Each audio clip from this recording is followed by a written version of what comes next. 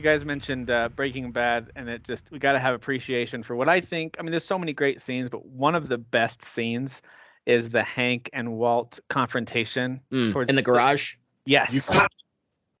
Dude, it's after that, because You Got Me is when he kind of says it, but then it's a joke, and then the story moves on. I think that's an earlier season even. Right. But this is like the final season. There's only a couple episodes left. Oh, when Hank got that look on his face. It's it's the true confrontation in the garage where he figures it out and he tells Walter that he knows. Like, dude, that whole scene is so well done and so. Oh yeah. Yeah. Well, because that's the moment he like after everything that's happened, and Walt almost got him killed at that one part where he cuts off the car and they get in the accident. Like, and it's like, oh, you're okay. My favorite part is when Hank has like the epiphany on the toilet and puts it all together. Yeah. I have a lot of epiphanies on right the toilet, before so that. I thought that was very the Walt Whitman thing. Yeah, that was really, really good. Anyway, that show's amazing. And then he flashes back to the "You Got Me" moment. Yes. Yeah. Walt Whitman or Walter White is like that. You got me. You got me. Oh my gosh. Bryan Cranston is the absolute man. Yeah. That was the Malcolm in the Middle guy who did that. Yeah, he's a comedian first and he's foremost. Also he's done like 3 or 4 episodes of King of Queens as an insane neighbor that they have. Yes. Yeah. They want to take the fence down and get a pool, but Doug and Carrie don't want to take the fence down, so then it becomes a ton of passive aggressive tension, and they put the pool like right up to the edge of the fence, so the water is like right there by the side of the fence. Like it's I love it. I love that you love that show because that's like one of my favorite shows growing up. So good. Yeah. It's so good. All right, well, let's start episode 109 here. Listen, it's the first time in a while we haven't had some absolutely major release within the last couple of weeks. I mean, we still have major games that we haven't finished, unless you're Derek and you finished Horizon and Elden Ring, which is crazy. It's crazy. Or unless I think Dan and Jeff have both finished Horizon, right? Yeah. And Kyle and I are both in those final. I think I've got like 3 missions left, but I've just. I think I have 5. Okay, yeah, we're both in that final stretch. We're just taking our time. Okay, don't judge us. Leave us alone. We're taking our time. We're being judged. And I can feel it. Yeah. It's the same with Elden Ring. Like I am now on that single character. I'm over 90 hours in just. Wow. I'm like level 100. I'm gonna judge you real hard. Oh my god. That's excellent. The power of a new camera. But then, of course, we talked about it last week where we have Kirby, Tiny Tina, and Ghostwire Tokyo. So it's not as if there's a shortage of games for us to work through and kind of pick and choose what we want to play. And that's not to mention the smaller things that have kind of been overshadowed, like your triangle strategy. And not that Gran Turismo 7 is smaller, but it's just not as big of a splash of a game that for everybody, at least. People are pissed at that game too. So many games that are out right now. So we do have a few new ones though that we'll chat about. Any updates on ones that we're currently playing that we've already discussed. I really want to talk about the new Moon Knight show. I watched that premiere today. I'm assuming at least a couple of you have watched that premiere episode. So we'll talk about that. What is that? Is that a a DC property? It's anime. You'll never watch it. I think it's whatever. Sounds like it. Doesn't Moon Knight sound like an anime show? Yeah, sure. It does. Yeah. It really does. How do you say Moon Knight in Japanese? I'm not gonna do it. You're not gonna. It's not. That's just I'm American. That's pretty good. That's pretty good. It's racist. Was that? I know introductory phrases. That's it. Is that actually I'm American? Yes. Oh, I thought you just made noises. That was great. Now that's racist. Oh. All right. So, but before we do any of that stuff, I asked Dan to bring some sort of competition for us today, and what we lovingly call the current gen Battle Square. Of course, a homage to Final Fantasy VII, the original, the OG. And Dan, I'll let you take it away, assuming that your cold is allowing you to speak enough to lead us through this thing. Do this. Let me. My first question: will I be able to participate or guess whatever this is? Good question. Yes. Oh, okay, so, cool.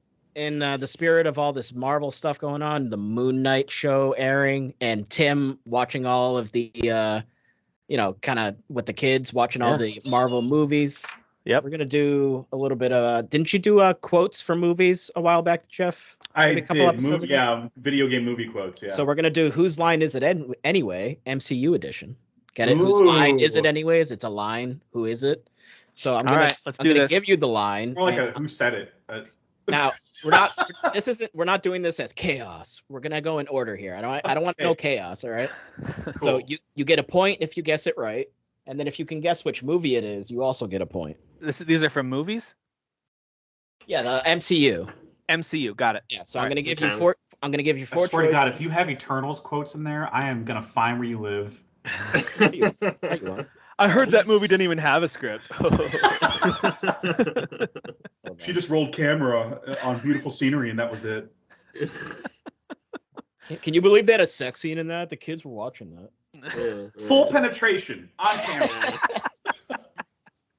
DP, they had a DP scene in that movie. Oh, Jesus Christ. Jesus Christ. That's the director's cut, right? That's the director's cut. Oh my god. All right. Anyways. So I got Jeff's cracking himself up over there. I have more I could say, and that's the only absolutely. I'm trying to... Absolutely. It's a bottomless pit of just perverted nonsense, right? That's what she said. So I got 7 questions and then a bonus question. All right. Okay. All right. So the first one, softball. That's my secret, Captain. I'm always angry. But hang on, before we answer, are you going to call out who's answering each one? No, you're each going to get to choose. I'm going to give you 4 choices. Oh, okay, got Multiple choice. Got it. All right, so Black Widow, Bruce Banner, Loki, or Iron Man. Kyle. Should we type Bruce our Banner. answer? Jeff. Yep, that's BB. That's double B. Bruce Banner. Timothy. Bruce Banner. All right, you guys are all correct. What movie is it from? Avengers 1. The first Avengers. Avengers. Yeah, Avengers. Okay. Now, just to keep it fair, so that way, in this case, let's say I didn't know that, which I did, and I didn't know which movie, honestly. But if I didn't and Kyle did, I just got free answers. So maybe we do like snake draft style, where like it goes Kyle, Jeff, Tim, and then on the movie answer, then it has to go Tim first, just to make sure I don't get bonus points. Or I can give a point to the person who shouts out the movie if you want to do the movie as a shout out. Oh. Just stick to your rules, and then just like round robin it. Yeah. Okay. Fair enough. Start with a different person first or something. Yeah. Number 2. He may have been your father boy, but he wasn't your daddy. Is it Drax, Thanos, Yondu, or Vision? Tim. Yondu. Kyle. Yondu. Jeff. Don't. Am I right? Yeah, it's Yondu. All right, you don't get. No, I'm just kidding. You were all correct. These are probably all going to be very easy. I was trying to find ones that were like not too vague, but like also not too obvious, but they're probably still obvious. I'm like Abed from Community. Like I speak in movie quotes, so this is like right up my alley. Which movie was that from, Jeff? Guardians of the Galaxy Volume 2. Tim? Guardians 2. Yeah, Guardians 2. Can I just say, I would love it if Vision did say that line, though. Yeah, right. And he said it to Wanda, so it was kind of sexy. Yeah, so it was a little bit sexist. Yeah, I'd love it. Yeah. Absolutely. All right. Number 3. Vengeance has consumed you. It's consuming them. I'm done letting it consume me. Oh, hey, it's that guy. Yeah, I got this try. Hey, Derek. Can you say the line again? Vengeance has consumed you. It's consuming them. I'm done letting it consume me. Okay. Is that Black Panther, Captain America, Winter Soldier, or Scarlet Witch? Kyle. Isn't it Jeff's turn? I went first. Ah, okay. Sure, Jeff. Black Panther. Tim? Black Panther. Kyle? Black Panther. Derek, do you even care? I don't, but Captain America. Okay. Because he's white and he's definitely right. Well, there you go. Wow. There we go. Extra points What for an Derek. entrance. What an Extra entrance. points for Derek. We're all correct. Which movie is that from, Tim? Same. Black Panther. No, Civil War. Kyle? I'm going to say Black Panther proper. Jeff? Captain America Civil War. All right, so Tim and Jeff are correct. Dang. You didn't even ask. Can't really see my fist pump anymore. Derek, which movie is that from? Captain America, please. Venom. Venom. It's from Morbius. Yeah. I'm wearing Oh them. god. Morbius is just quotes from all the other movies. That's why It it's is. so bad. That's why he says I am Venom, and then he goes, "Just kidding." Oh, Michael Morbius. All right. Number 4. I think you look great, Cap. As far as I'm concerned, that's America's ass. Is that Star-Lord, Iron Man, Maria Hill, or Ant-Man? Tim? Ant-Man. Jeff? Ant-Man. Kyle? Ant-Man. Derek? Ant-Man. You are all correct. Which movie is that from, Kyle? It is from Endgame. Tim? Endgame. Jeff? Lego Batman. No, Endgame. Derek? Tiny Tina Wonderland. Nailed it. Knocked out of the park. You're all correct. All right. Number 5. Even when you had 2 eyes, you'd see only half the picture.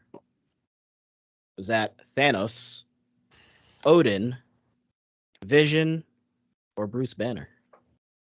Jeff? You would start with me. You saw me struggling. What were the multiple choice options again? I'm sorry. Yeah, and say the quote again too. Just start over from the Okay. top. Yeah, Sorry. say the quote and then all the All right. options. Even when you had 2 eyes, you'd see only half the picture. Is that Thanos, Odin, Vision, or Bruce Banner? Jeffrey?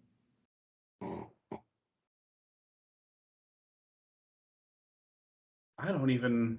Yeah, this one's super hard. I'm not gonna lie. I know it. So do me Oh, laugh. get out of here! I keep thinking of Alexander Pierce when he's talking to Nick Fury about his eye or whatever, Winter Soldier, but he's not an option. Oh, it's Odin.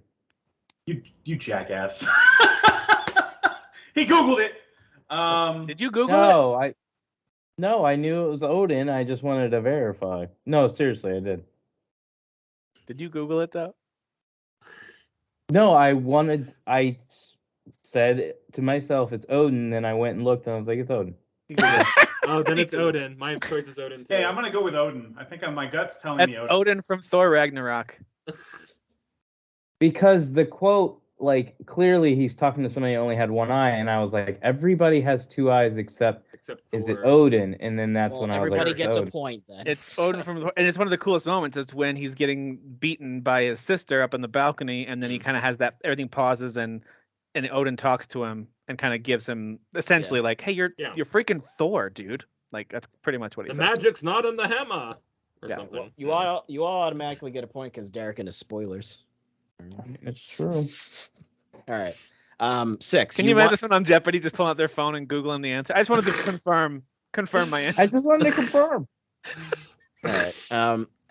You want to get to him, you got to go through us. Or more accurately, we go through you. Is that Rocket Raccoon, Falcon, Hawkeye, or Fastos? Say it again. What? Tim. What's the last one? Fastos. Fastos. What? That's an Eternal, right? Is that That's an a Eternal. James Faggerty written No, comic it's- book hero there? Fastos. That was Raccoon. Kyle. Raccoon. Jeff.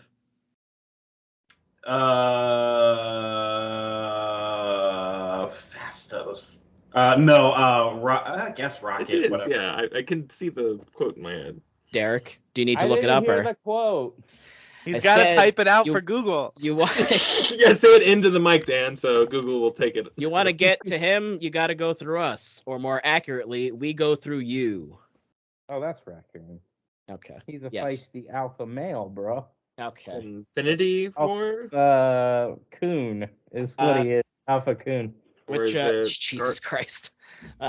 Which movie is that, Kyle? That's 2 racist Is it jokes. I want to say Infinity War, but I feel tepid about that. But I'm just gonna go Infinity War. Jeff. Such a vague quote. I think it's talk. Never mind. I don't want to help you guys. Just You guys guess. If you want to get to what? If you want to get to Him. If you want to get to him, you got to go through us, or more accurately, we go through you. I guess Infinity War. I don't know. I Yeah. think it's from Guardians Volume 1, I think. Could be wrong. Derek, do you want to just guess at all, or?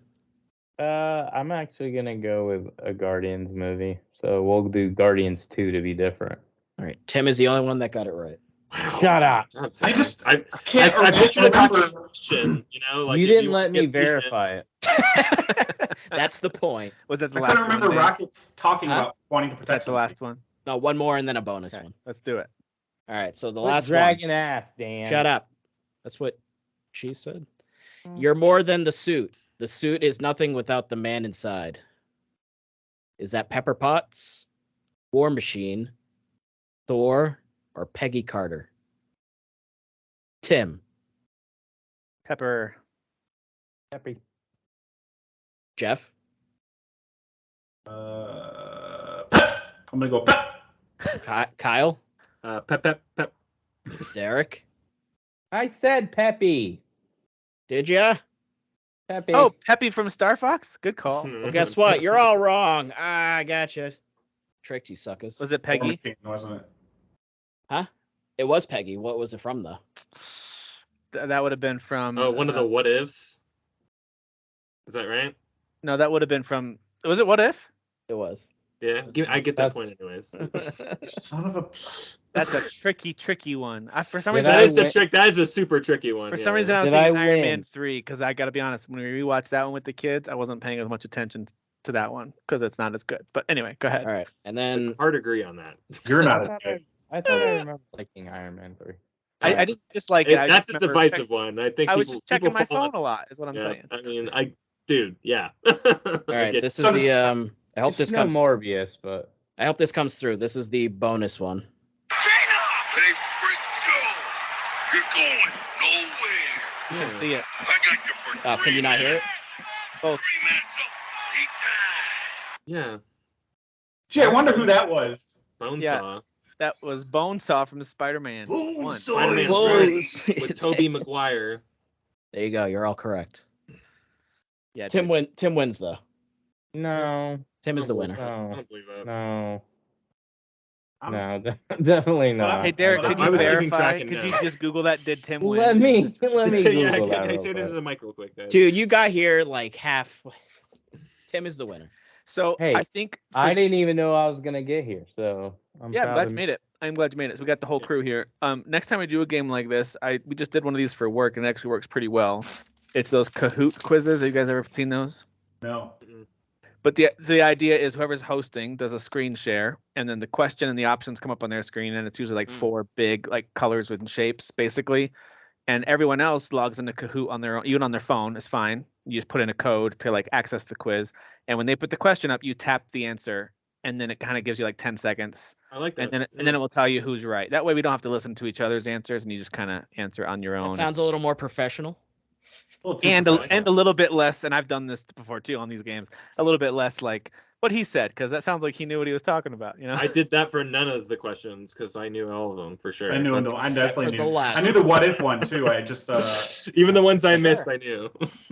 and I didn't for everybody else. I think that's a great idea. I think we should try that next time. Yeah. Thanks, Dan. I appreciate that. There's so much good Marvel stuff going on, and actually, we're gonna start with that since you got us on a Marvel kick already to kick things off. We'll go with stuff we're watching because we finally got the debut of Moon Knight, which has been, I think the trailer for that came out last fall, right? It was when we first got that tease. We've seen the title of it for a couple of years now, right? It's been on the roadmap for a while. Yeah. I want to say. And we a had couple that training video from Oscar Isaac. years. Training. That's right. Yeah, like where he was like real training hardcore for this role, and yeah. And it is now here. I watched it today during my lunch break, which was it was a really fun watch. I enjoyed it. I did my best not to read all the very strong opinions that apparently are out there about this show already. One episode, I guess a couple episodes in have been reviewed. One episode's been released to the public. Or maybe it's 4 episodes. Whatever it is, I know the reviews are kind of up and down, but I chose to just not read any of them and just say, I'm going to watch this show. I want to talk about it on our podcast. And before we get into any of the details of it, I just want to say generally, I enjoyed it and I'm intrigued to see where it goes. Is it like instantly this is the best Marvel thing ever. No, but it's also not bad, and I found it to be really enjoyable. The cast, the acting, the story. Was it supposed to be bad? Meaning, like, I don't did a know. lot of people think it was gonna be bad, and now Gotten It's some like pretty- 7s. It's from pretty a lot. divided. Yeah, I would say some. Yeah, it's It was lukewarm. definitely hype for it, right? Especially the villain. Isn't the villain like one of the main Moon Knight villains? No, he's actually only No. in one. He's Oh, actually only really? in one issue, like Oh, okay. and like almost like one page. It's not. He's a very small villain. Oh, It okay. it opens with Ethan Hawke's character, and it kind of you can tell it's him because there's one angle where you kind of see like kind of from the back side of his face a little bit, so you know it's him. If you watch any of the promotional material, you can tell that it's Mhm. him, and he's just clearly doing some weird cult leader type stuff. Like, By the way to describe it, yeah. it's just like even at the opening, I was like immediately, who is this guy and what in the world is he doing? So Interesting I that was- the show chooses to start on him too. You know, Right. it's just it kind of lets you know like, hey, we're going to be focusing a lot on this villain, and I I think everything. welcome about that the anytime choices, Marvel wants to try on a villain for sure. I think everything about the choices that they made in this episode is very different. Like, Yeah. I'm sure there are premieres that have done this before. I can't think of any off the top of my. Maybe Lost. I don't know, because you start with the island and there's a crash and you're like, what the hell's going on? But the way that they frame the episode around this doofus who has no confidence or whatever and has no idea what's happening while cool stuff is going on around him. Cool badass like hero stuff is going on around him, or creepy cult stuff involving Egyptian gods and stuff. I thought that was really cool, and it's certainly a different way to keep me hooked. Like I didn't expect it to play out that way, honestly. Yeah. So what's the main shtick with Moon Knight? Isn't it like he's got like some kind of issue, right? Like he's psychotic or like something along the lines. got I don't like want to spoil anything, but yeah, go ahead, Kyle. What were you gonna say? I know surface level stuff about Moon Knight, but like it's he's got multiple personalities in his head. Okay. But the show's wrapping it up the kind of like identity dissociative disorder, so it's like I'm sure there's going to be a lot of commentary on like that very real affliction. I already saw an article, like at least 2 articles that were like this show felt empowering for people with mental health disorders, and I'm like, I don't think it's that deep, guys. I mean, it's a fun show. It's the same person who wrote the article saying that Will Smith slapped Chris Rock because of white people. Same person. Person. I have not heard that take yet. That's really funny. There's a few of them. It's crazy. They're getting published like in Forbes and The Guardian. It's like, oh my what? god. Anyway, sorry. Let's get back to it. We are let's focus on that. We're almost a week removed from the Oscars thing. So by the way, that's why we're not really talking about it. Like there's been every take between here and Sun, and so we there's not really don't need to talk about it. So that's all. I think all Daniel we'll get is Radcliffe- jokes. Daniel Radcliffe summed it up we'll the probably best, joke 3 about it for days sure. after, 3 days after Daniel Radcliffe said it the best when he was like, everybody's already had a take on this, and what I really don't even want to. He's like, what is he like? I'm really even I'm bored. bored by this. Yeah. Yeah. He's like it's boring to me. If Harry Potter's bored, that's saying something. So What's the tell me more about Abracadabra Moon Knight. match? I mean, so Derek and Dan, you have not watched it yet, right? Nope. Okay. I haven't watched most of the shows you guys watch. And I usually wait until it's all wrapped up. So I do too, but for some reason I was just like, hey, I want to That's chat what about she this said. tonight. I'll watch it today. So I'll. And that was actually a good one. That was actually good. What? I said I usually wait till it's all wrapped up, and that's what she said. That's what she said. That was a guys. good one. That was a good one. So I'm talking about wrapping the penis up, guys. Yep, No, we yep. got it. Yeah. Well, in what though? Styrofoam, Christmas. It was Christmas cellophane, wrapping paper. All right. So The tip or tinfoil. I do want to Trying to say move on. at first, if you've watched the trailers at all, Oscar Isaac has this British accent. And it's not like he does it poorly. I mean, I wonder if, as a British person, maybe you'd hear little moments here and there, but it sounds real to me. But there is a hint that maybe there's more to him sounding British than I think we'll discover some stuff later. There's just something interesting that's going on there. There's a phone call he gets, and anyway, it's just like, oh, there's more to this than just they chose for him to be British this time. So yeah. And I think the trailers alluded to him or showed him having a British accent, and I was like, oh, that's an interesting direction to go for Exactly. Mark Spector. Mark Spector, I know, is the character Moon Knight. So I was like, oh, that's interesting. And then he's like a totally different name as a British character, and Steven. Steven something. And I was like, oh wow, Oscar Isaac's kind of pulling this off. He's doing like a I think he based his Irish accent off of some one of not Ricky Gervais, but one of his cohorts or whatever to kind of make it sound a little more goofy and like playful, and it worked. It's consistent. Like He did a like good job. Stephen Merchant or somebody. Yeah, or the guy who the travels abroad or whatever. Oh, Carl. Yes, yeah. He kind of Yeah. based it off of him. Yeah. I love the way they Oh. just bash on Carl and he just takes it. Poor It's Carl, so yeah. funny. What a saint that guy is. He really is. That guy, yeah, he's something. Anyway, so there is a moment in the show that actually, and I mean this in a positive way, gives me like that feeling that Venom gave me when the voice is talking to only him. You know Yep. what I'm saying? It's got a little bit of that element too, although there's still a ton of mystery around exactly what that means and who that is and blah blah. Yeah. I turned to my roommate and I go, "They're about to do Venom better than Venom." I mean, That's not that And I was hard to right. do. By the time the I mean, you're episode not was wrong. over, by the time the episode was over, it was Keep like they hating did on that better than Venom. Yeah. Venom was a good movie. I know that Yeah. some Okay. criticisms are that I- a lot of the show's cutting to like the aftermath of action, and I think in a way that's kind of fair, but also that's the storytelling technique they're using, and I think we're gonna have plenty of action ahead on the show. Oh yeah, Does dude. Yeah, I anybody think have it's- a problem with everybody having takes nowadays? I feel like half our show is just, well, here's this bad take. I mean, it's everywhere. Shows, video games, our show. I mean, Bad take that's why we there. have a show is because we have takes on stuff. But yes, Bad you're right. Everyone does have a take. That is I true. just hate it. We even have takes on takes. Yeah. Well, that's Yeah. what we Somebody do. sounds like a negative Nancy. Derek got meta with the takes on takes. Yeah, that's true. Takes on takes. Takeception. Takes inside takes. In general, Jeff and Kyle enjoyed it. Yeah, very Yeah, much so. I liked it. Yeah, yeah. How Yeah, many I'm I'm episodes? actually thrilled that- kind of interested in watching it.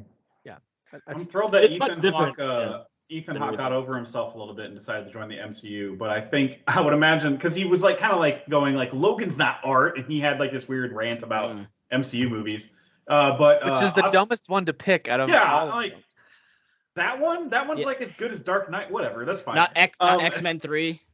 Right. Right. So I think it's cool that Oscar like approached him and asked him like they just knew each other and he was like, "Do you want to do this Marvel thing with me?" And that's all it took. And Ethan was like, I bet Oscar did tell him too. You're gonna be a cult leader. And Ethan was like, "Yes, I'm in. Yeah. Yeah, you get Who to be doesn't wanna do quirky that? and weird and scary. You And get to be David Koresh basically, but you know." Yeah, So- very much, very, very David Koresh. Speaking of that, after we had our conversation about Jared Leto, while I was on a date with my girlfriend, I first of all told her that I thought he was attractive, which she Oof. then said she didn't know who he was, which I don't understand that. Come on. Yeah. She said that. And even when I pulled him up, she was like, she didn't know who he was and didn't think he was that cute. And Anyway, then Derek so broke up with her. yes, I did. For her I let did- out take, that's fine. I then did Jared walked home. Leto sex cult because I have not heard about this, but Kyle always says something about sex Yeah, islands. I hadn't stuff. heard either. So I go and look. He literally looks like a cult leader. Like Yeah. he's dressed like Jesus. No, they're on an island. Yeah, he's in like rags. He's in or- all white garments, and Yep. he's got the beard, like how they picture Jesus Christ looking, the Sure. white Jesus Christ.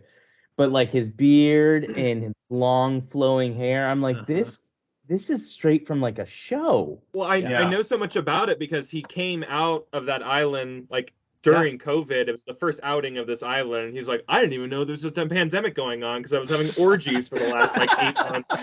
And I was like, you jackass, we're all out here scared to death, and you just came back from Sex Island. So yeah, I've been on a warpath on this. Yeah, side every for, time I like, see Jared Leto, I'm like, I'm pretty sure I killed him in Far Cry 5 at some point. I'm pretty sure. Yeah, He's- sure.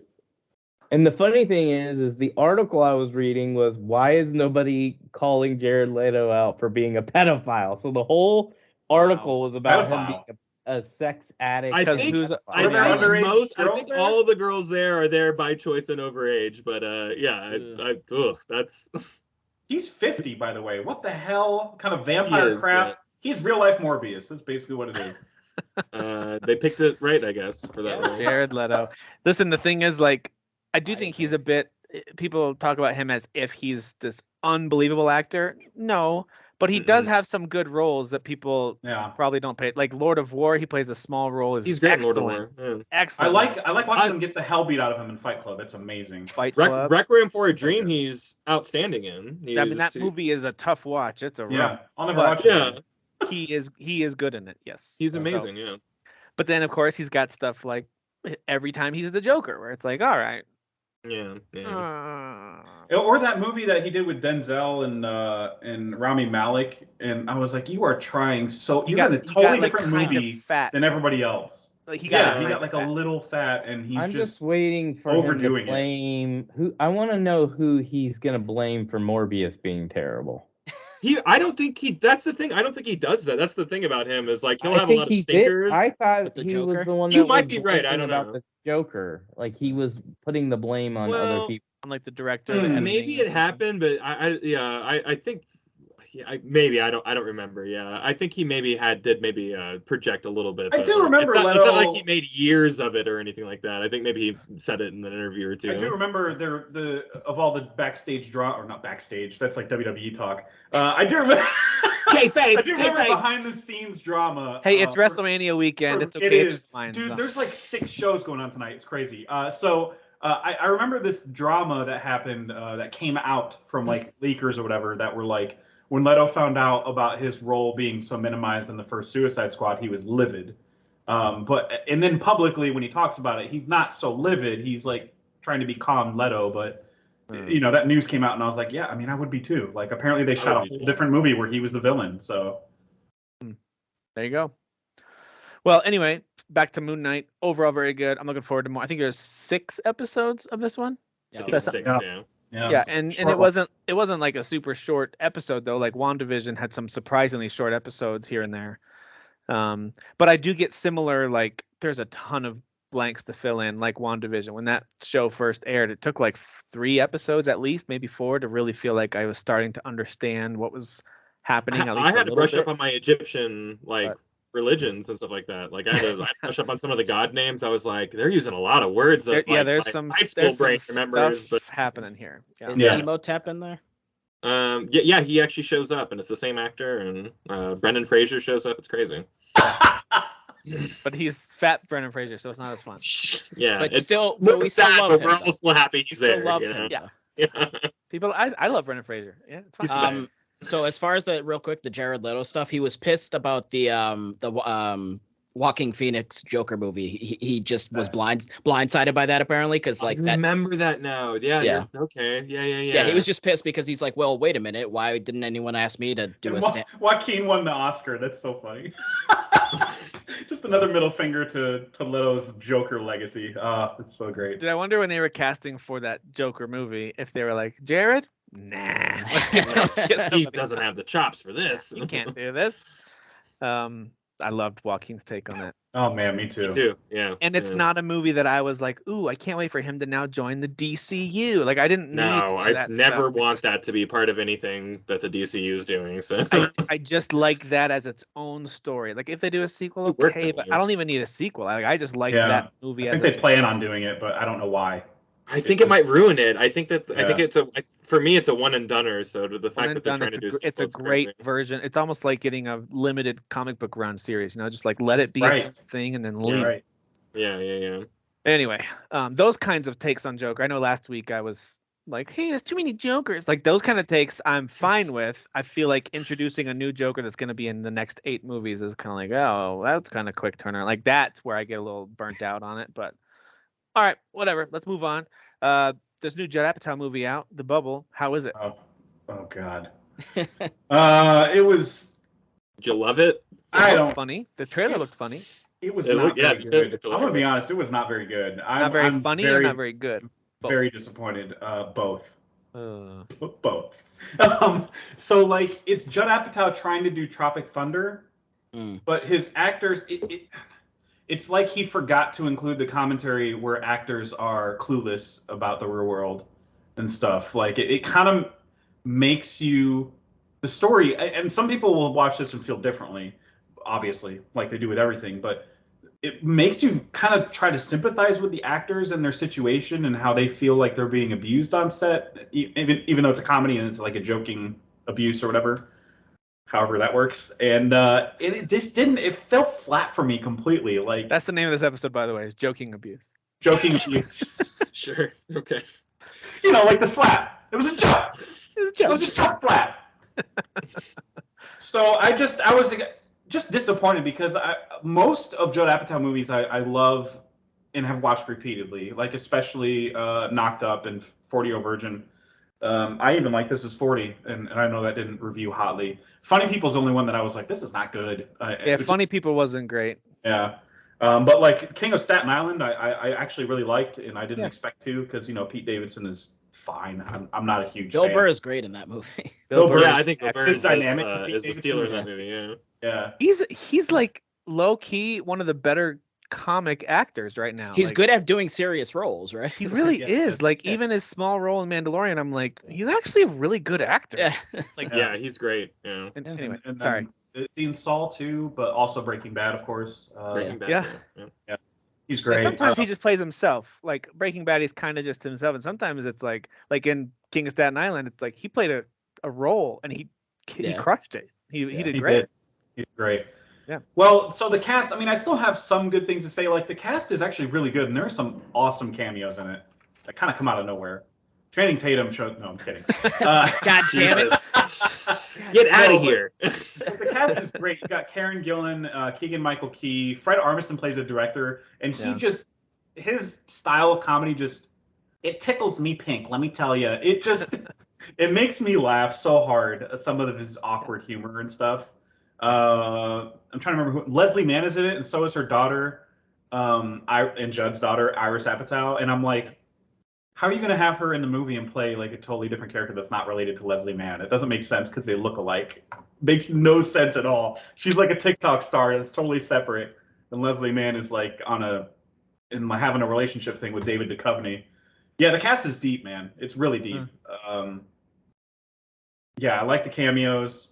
There are some moments that were really funny, like they're supposed to be scaling a mountain, and they're doing it obviously like they're doing everything in a soundstage with a green screen, but they keep it in the CG moment where like it looks like they're just hanging there like from the mountain while they're fake climbing it, and it looks like they're hanging, but they're all like super hungover or sick.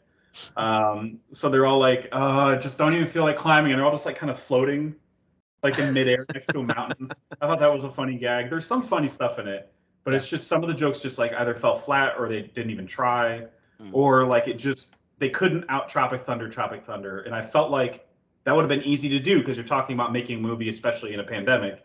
That would have been kind of easy to do, but Tropic Thunder is still the king of doing stuff like this. All right. Well, I probably will still watch it at some point because the trailer did look funny, but my expectations are tempered, which is good. That way I don't go in get super disappointed. I'll just enjoy it for what it is. You might like it now that you heard my take and saw some of the reviews and stuff. Yeah. Sometimes that actually helps if I hear like, all right, don't get Yeah. your hopes up too high, and then you go watch it like, all right, that was fun. Like that was all right. That helps sometimes. Yeah. It's like when I do eventually watch Morbius, maybe I'll think this movie isn't that bad. You won't. 'Cause No, you won't do that. In my head, I'm assuming it's trash. Exactly. Same here. We'll see. All right, let's talk about some headlines, and we'll come back and we'll finish things up with things that we're playing and updates on stuff that that we have been playing for a while now.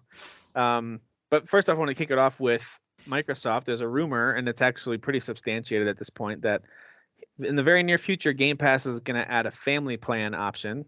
There's no pricing details there yet, but the idea would be that you could add up to 5 people to your family plan for Game Pass, which could be one of those really neat ways for even friends to share the cost of that, So we'll see if that actually comes to be or not. Right now, I kind of share Game Pass with my whole family anyway. So my only thought there is, does that limit what I can currently do? I don't know how that's going to work or not work. We'll see.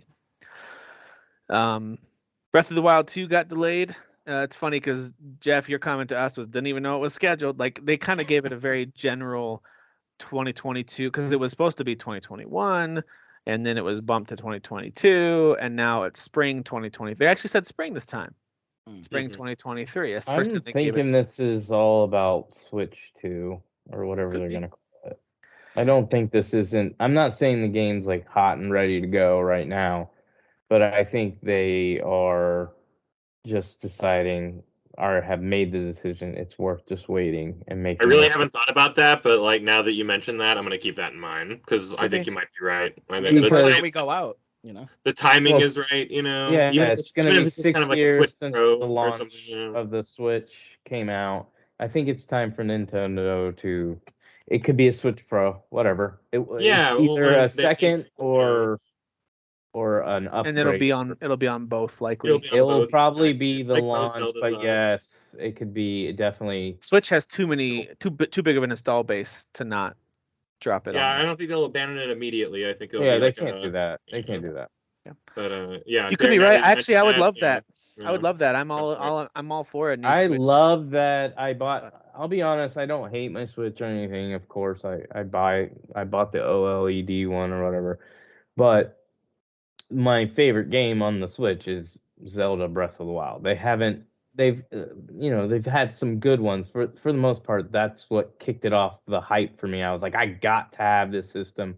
Day one, I have to have this game. So if they do that again, I'm gonna feel the exact same anxiety where I'm like, I have to have whatever they're releasing. If it's a better version of the Switch or a second one. You better believe that's going to be the hardest thing in the entire world to get to. Like, not Oh, even no. because of the It always PS5, is. but just because how popular Nintendo, like Dan, like you're saying, and just in general how big the Switch is now.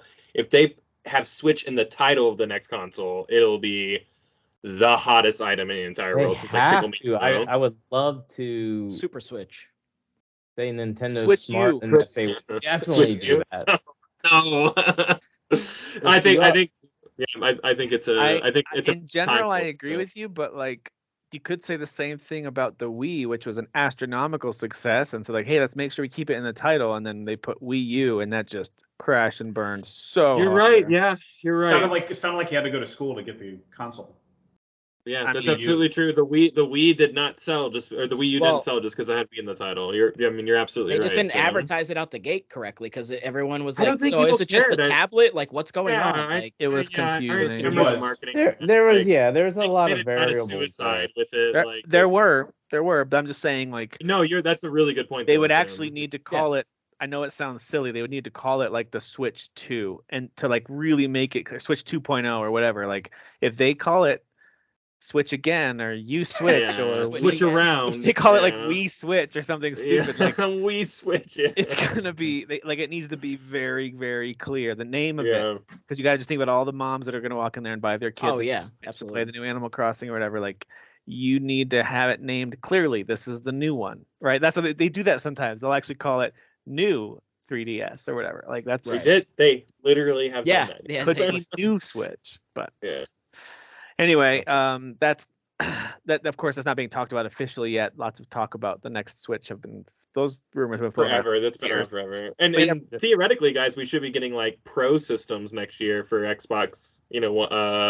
Actually, like it was 3 years in for PS4, so we're on. I our mean, there's third already year. articles about that. And it's like, listen, they have the chip shortages. Like they're Easy. barely getting these systems out. Like, I know. All the developers that listen to this show, which I know is all of them, please don't. yeah, Please Yeah. don't. Dude, can you imagine releasing a PS5 Pro right now? People still can't find a regular I can't. PS5. I like my head can't even wrap. I can't wrap myself around that. What would so be a I don't- pro version of that? 8K? Maybe, yeah, for all those 8Ks. No, that I Processing think it would be power. actually hitting native 4K at 60 frames per second. Yeah, Ah, less, okay. less of these like Yeah, performance can versus we get there quality, first? It'd Yeah. be like all of those elements would be lifted. I mean, yes, smaller titles, but I'm talking AAA. They don't hit native 4K at 60 frames. It's either Yeah, you're right. native 4K at 4K 30 yeah. or 1080p on some of these games at 60 And you have to frames. decide, do you want ray tracing? Do you not want it? Yeah. Like it's. That's another thing is start implementing. At that point, ray why make a tracing. game? You know? Yeah, yeah. If you don't have particle effects, I don't care that's about your game. That's Derek's logic. But you're right, that's what it would be. Changing. It would be consistently that top tier quality across the board. So I could see that, but yeah. They need to solve their normal PS5 distribution problems. I don't first. even. If they say the words PS5 PS5 Pro, I will lose it. Like, I don't ever want to hear. 3 years, I don't want to hear that. Well, we're coming I up just on the. don't like the anxiety that you get from like wanting to pre-order this stuff. That's what I don't want to go through. That's the exact. It's like with cell phones, right? Like you always like people have this like urge to get a new We cell need phone to every year or every other stop. year. As somebody who normally defends businesses, not because I'm a corporate shill, but just I try to use logic and reason. Corporate show. Show. I get the whole risk of like you don't want to over make something and not get the return on investment. we need to stop acting like video games are not the biggest thing in the world when it comes to entertainment. And whenever PlayStation and Microsoft and Nintendo are going to release a console, they need to prepare I think and so too. make sure that anybody that wants to pre-order this can get it. And you can do that. And we talked about it when we were talking about PS5 and Xbox Series X issues, and that is you simply a year ahead of time start talking about pre-orders, you get the numbers, and then you fucking make that number all plus exactly more and release it. Oh, I and you also never have want to your, go through this ever again. Like you this was also the most have your early stressful console adopters. purchases. You already have your early adopters sitting there in your account list. You can just pull up that spreadsheet with everyone who's Send got them an email. Would you like to buy a PS6? first We access. have noticed you have been a PSN subscriber for the last 20 years. Would you like to, like No, and I stop changed stop my yeah, I mind. have no idea why that's so hard, like I feel like it'd be so easy to be like, control C all PSN users. Yeah, just send it out in order of like length of subscription. mean, That way you're dude. not getting people who just spam creating new accounts, right? Yes, How long did it take yes. to How long did it take to add allowing us to change our names on the And that's PSN? still I mean, broken. That still apparently can crash some games. Like, Dude, I'm telling that's you, still like not- you could just use some email platform like Mailchimp and get I'm this tell- done in a day. You know what I mean? I'm saying if I ever have to go through this again, I may just not. Just to be honest, like seriously, if it's ever Kyle this might hard buy a again, I'll PC. just Telling go. you, you guys make fun of me. You buy a high-end PC, it takes a lot of stress off. Don't get me wrong, I wanted my PS5, I wanted my Xbox Series X, but once I started getting high-end PCs, I was like, they're not hitting that level, so the excitement drops. The only thing you get excited about is I want to play the exclusives. exclusives, which Yeah. for Mhm. me right now, PlayStation's the only one I care about when fair. it comes to that. That's fair. It was a 4-year ago anniversary that's coming up here in June of when that Breath of the Wild 2 was announced. So it's been a wait. So hot it's second. not like the I most really- it's not like the longest wait that we've had for a game that's been announced, right, No. Dan, with those Final Fantasies? Yeah, I'll But say. I Breath of really the thought Wild's it'd be a Majora's Mask turnaround though, where like we're just gonna reuse assets, we're gonna pump this That's what I bad mean. boy out. Breath I of the thought Wild this would is be And that. it just 4 or 5 years later, it's gonna be 5 years by the time this game comes But out. it makes and sense like, though, because Breath of the Wild's so huge, and then considering this game looks like it might have underground parts, it's gonna have sky parts. this like, guy. So this game is gonna be way bigger than Right. I think I gave I it was credit gonna for. say, Yeah. I Make think it this amazing. is Yeah. they took a lot of the criticisms because there are valid criticisms to Breath We're of the gonna get Wild. dungeons for sure. Like that's happening. I There was think you're enough gonna get noise about dungeons. that. Yeah. I think you're gonna get better weapons. I think you're gonna also get a more alive world. Like I didn't find it boring, but I also am not condemning anybody that's like, this is what is this? I'm just walking through green lands. But I think you're gonna get a more alive world. You're gonna have better combat. You're gonna have just better systems. I think it might even get more RPG. We might see our first real cool. like RPG I think you're Zelda. right. Yeah. Listen, I mean, this game is going to be excellent, and so if they're like, "Hey, it's not to that level yet. We need more time," then it's not like they've let us down with most mainline Zelda games like ever. Maybe a handful of times. Even when a but Zelda's like kind of okay, it's still like it was still Still really great. like Skyward Yeah. Sword. Skyward You're like, Sword. it's not everyone's favorite, but people are like, but it was, I it's still pretty want to good play that still. game. I just don't want to do motion controls, so I just won't neither buy do I. that game. I just don't want to do them. You can play it on the Switch. It doesn't have motion control. I know. I watched the breakdown of how The to right control stick. it with the sticks, and I was like, I'm not No, doing you that didn't either. like that. No. Okay. Hey, that's how Jet Li game played on the PS2. So That's how remember Two Human played like that. With Yep, that? that you're was right. terrible. No, you're right. That was Yeah. absolutely terrible. Too. Horrible game. Terrible. Yeah. Silicon Um, Knights killed that studio. Yep. Completely destroyed them. That was a Yeah. bad game. All right, so Sony has announced their PlayStation Plus tiered subscriptions. It's launching in June. It seems a little far away. I'm kind of like, I thought you would announce it and then it launches like next week. But all right, Right. wait a couple months. That's fine. So if you guys haven't yet, and I know most of you already have, let me give you a rundown of the subscriptions here. So it's got 3 tiers. It's going to use the PlayStation Plus brand. PlayStation Now is going to be absorbed into this and disappear. So PlayStation Now is going away. So here are the levels. PlayStation Plus Essentials.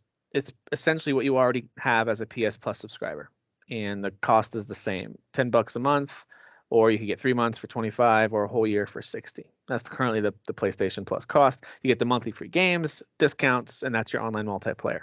So that's your basic level, the Essentials. PS Plus Extra is essentially what PS Now was and the PS Plus together. So you'll have Library of 400 downloadable PS4 and PS5 games. That part's new. At least I think it is. That's going to include games like Death Stranding, God of War, Spider-Man, Miles Morales, Mortal Kombat 11, Returnal, and a bunch more. And they did say they've got. So it's like a $5 savings a month, right? Because PS Now is $10 a month. I think so. Yeah. So this is $14.99 a month for that, or $40 for 3 months, or $100 for the whole year, which is So what most that's people pay for not Prime. It's $100. God awful. That's Right. a little bit of a deal. I think If you I see mean, the- most people don't pay $60, by the way, for a year of PS Plus. I get it for $35-$40 all the time. Yeah, Black Friday.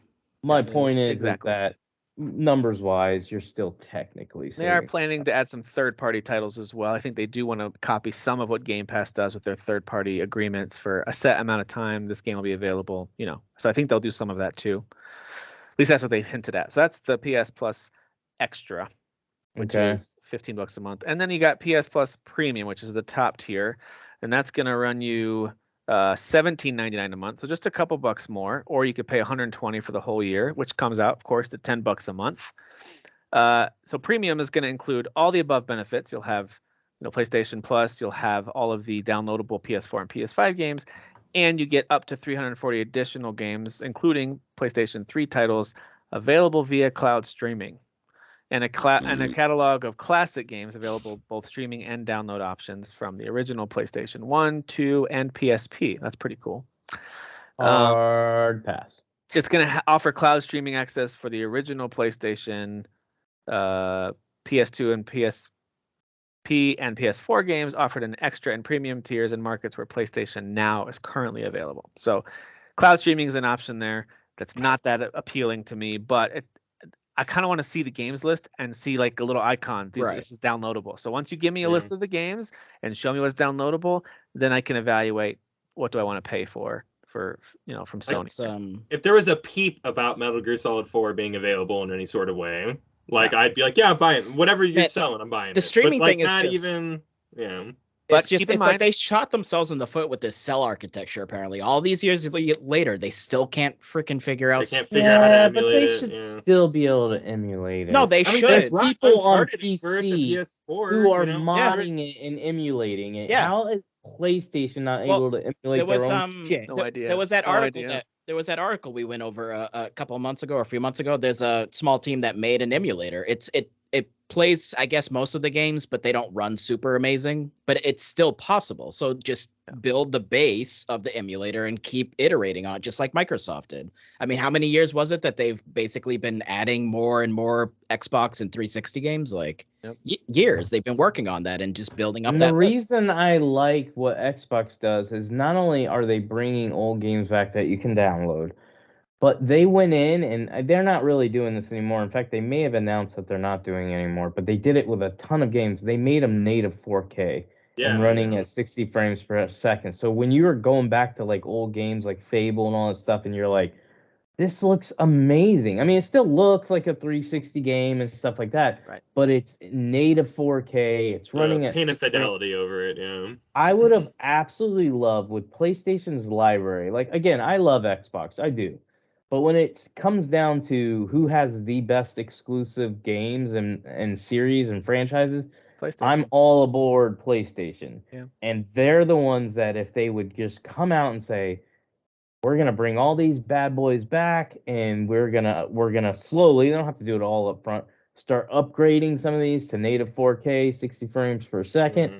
Dude, do you know how awesome that would be? The Metal Gear games that I can't play on PC. The Twisted Metal games. I'm a Twisted Metal freak. Do you know how bad I want my Twisted Metal back? I want it back. I want it back, damn it. Yeah, I think with you on that one. I think in their eyes they probably feel like they don't need to. Why Yeah. put in the extra effort? Because they're like, we're just Sony. don't- We have this history It's the of thing that everybody is asking for, though. So it's like it's this pompous Sony You're thing. not they gonna just keep get doing. my money until you do it. Like, And I know I'm just one person, It but is, I it's a know lot I'm of not ego the only between- one. It's like I'm we not know the you only guys want it, but it's like, do you guys really deserve it? Like I don't really know what the stance is on this. Like it's weird to me.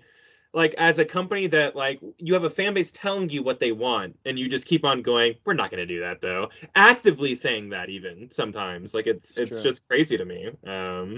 It's because again, there's enough people that are like, "Here's my money, just take it. Here's my money." What they're It's gonna do enough is they're people. gonna Yes, release yeah. like they're gonna release the PS3 again, emulated, so their own PS3, and they're gonna resell it to you for $400. So you can Sure. play your old PS3 games at Yeah, $4K, right. $5.99.99. It's If it's a Infamous 1 and Metal Gear Solid 4 player. That's what it is. if you are already a PS Now subscriber, they say you're going to migrate right into the premium, that top tier, Right. without a change, at least not an immediate change to your subscription price, because they, that you already get access to a lot of that stuff, and so they're essentially going to boost what you have access to. But I assume after who knows how long, maybe it'll be a 6-month period of time. At some point, you'll have to shift over, I'm assuming, to pay the premium price. I mean, the thing that I was saying when this was all rumor was I want to have access to their backlog of stuff. And I mean, what is it? It's a few hundred games that they're adding. So, and then hopefully they keep adding to it. It sounded like it was upwards into the 700s. I think it is what it was getting to. But again, which is actually more games than Game Pass has on it. So like that is another kind of like thing to add on top of it. But yes, I would love to see this list. I want to see the list, and I want to see what's downloadable. Yes. If it's like 100 are downloadable and 600 are on cloud, I'm like, I don't want to pay. I heard it was like 300 that were on cloud, but like that was from Bruce and Lawrence from Inside. Dude, Inside I Games, still have not had a cloud experience that makes me want to play a game on there. Same. For more than there 5 minutes. I just haven't. And I know everyone's like, well, you got to connect directly. I know how to do it. I know how to use an Ethernet cable. I know how to do this. And I'm telling you, I do it. I get like just under 1,000 megs per second download, and it still can't handle it.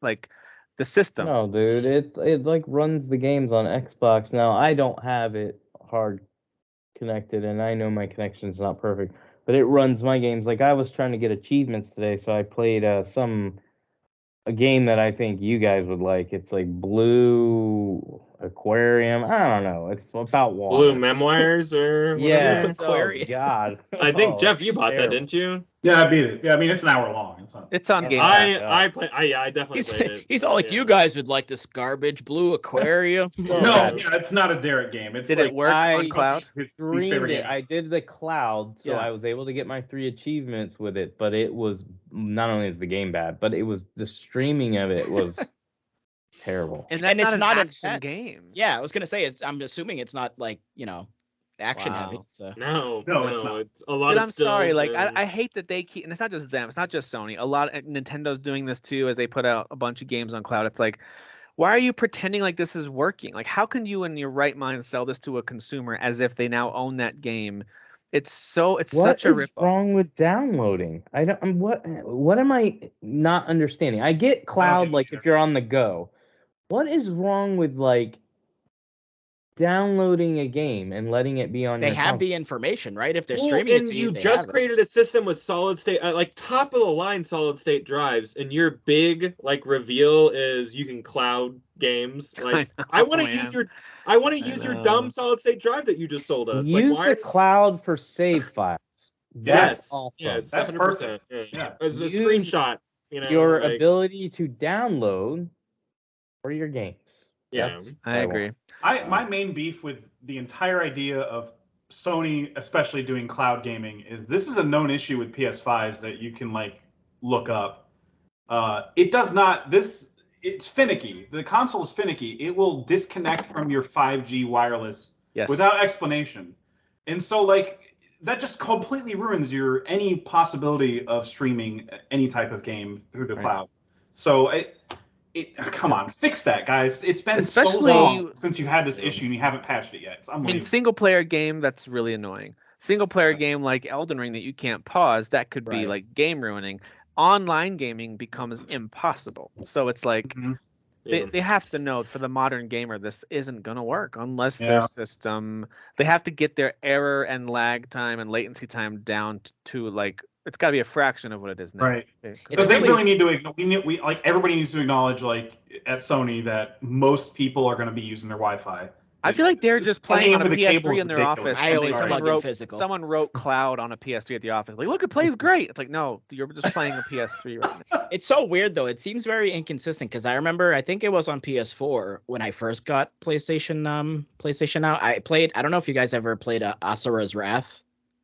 Yeah, That I game know is what you're talking about. super action, like intense, right? Yes. I played that on PlayStation Now. I would say mostly it was fine. There was definitely moments where it chugged, but that Mhm. game like there's a lot going on in that. A Yeah. lot of QTEs and just crazy like action stuff happening. I just picked that up on Xbox and it chugs very hard. Okay. On the Xbox, yeah. Yeah, I Okay. got to the end. But imagine streaming that game, you Right. know, Yeah. or clouding it or whatever. Well, know. and even to Derek's point, even if you get it to run smoothly, the fidelity is not going to be great. Like the No. visual No. quality just isn't. You have to good. basically kiss quality goodbye. Yeah, Mhm. yeah, Which which is on a small disappointing. screen, that's why I said like on the go or playing on your phone, like you're laying on your couch. If you want to create your own Switch for your Xbox or whatever, that's fine. Okay, you can live with it dropping to 480p, 720p.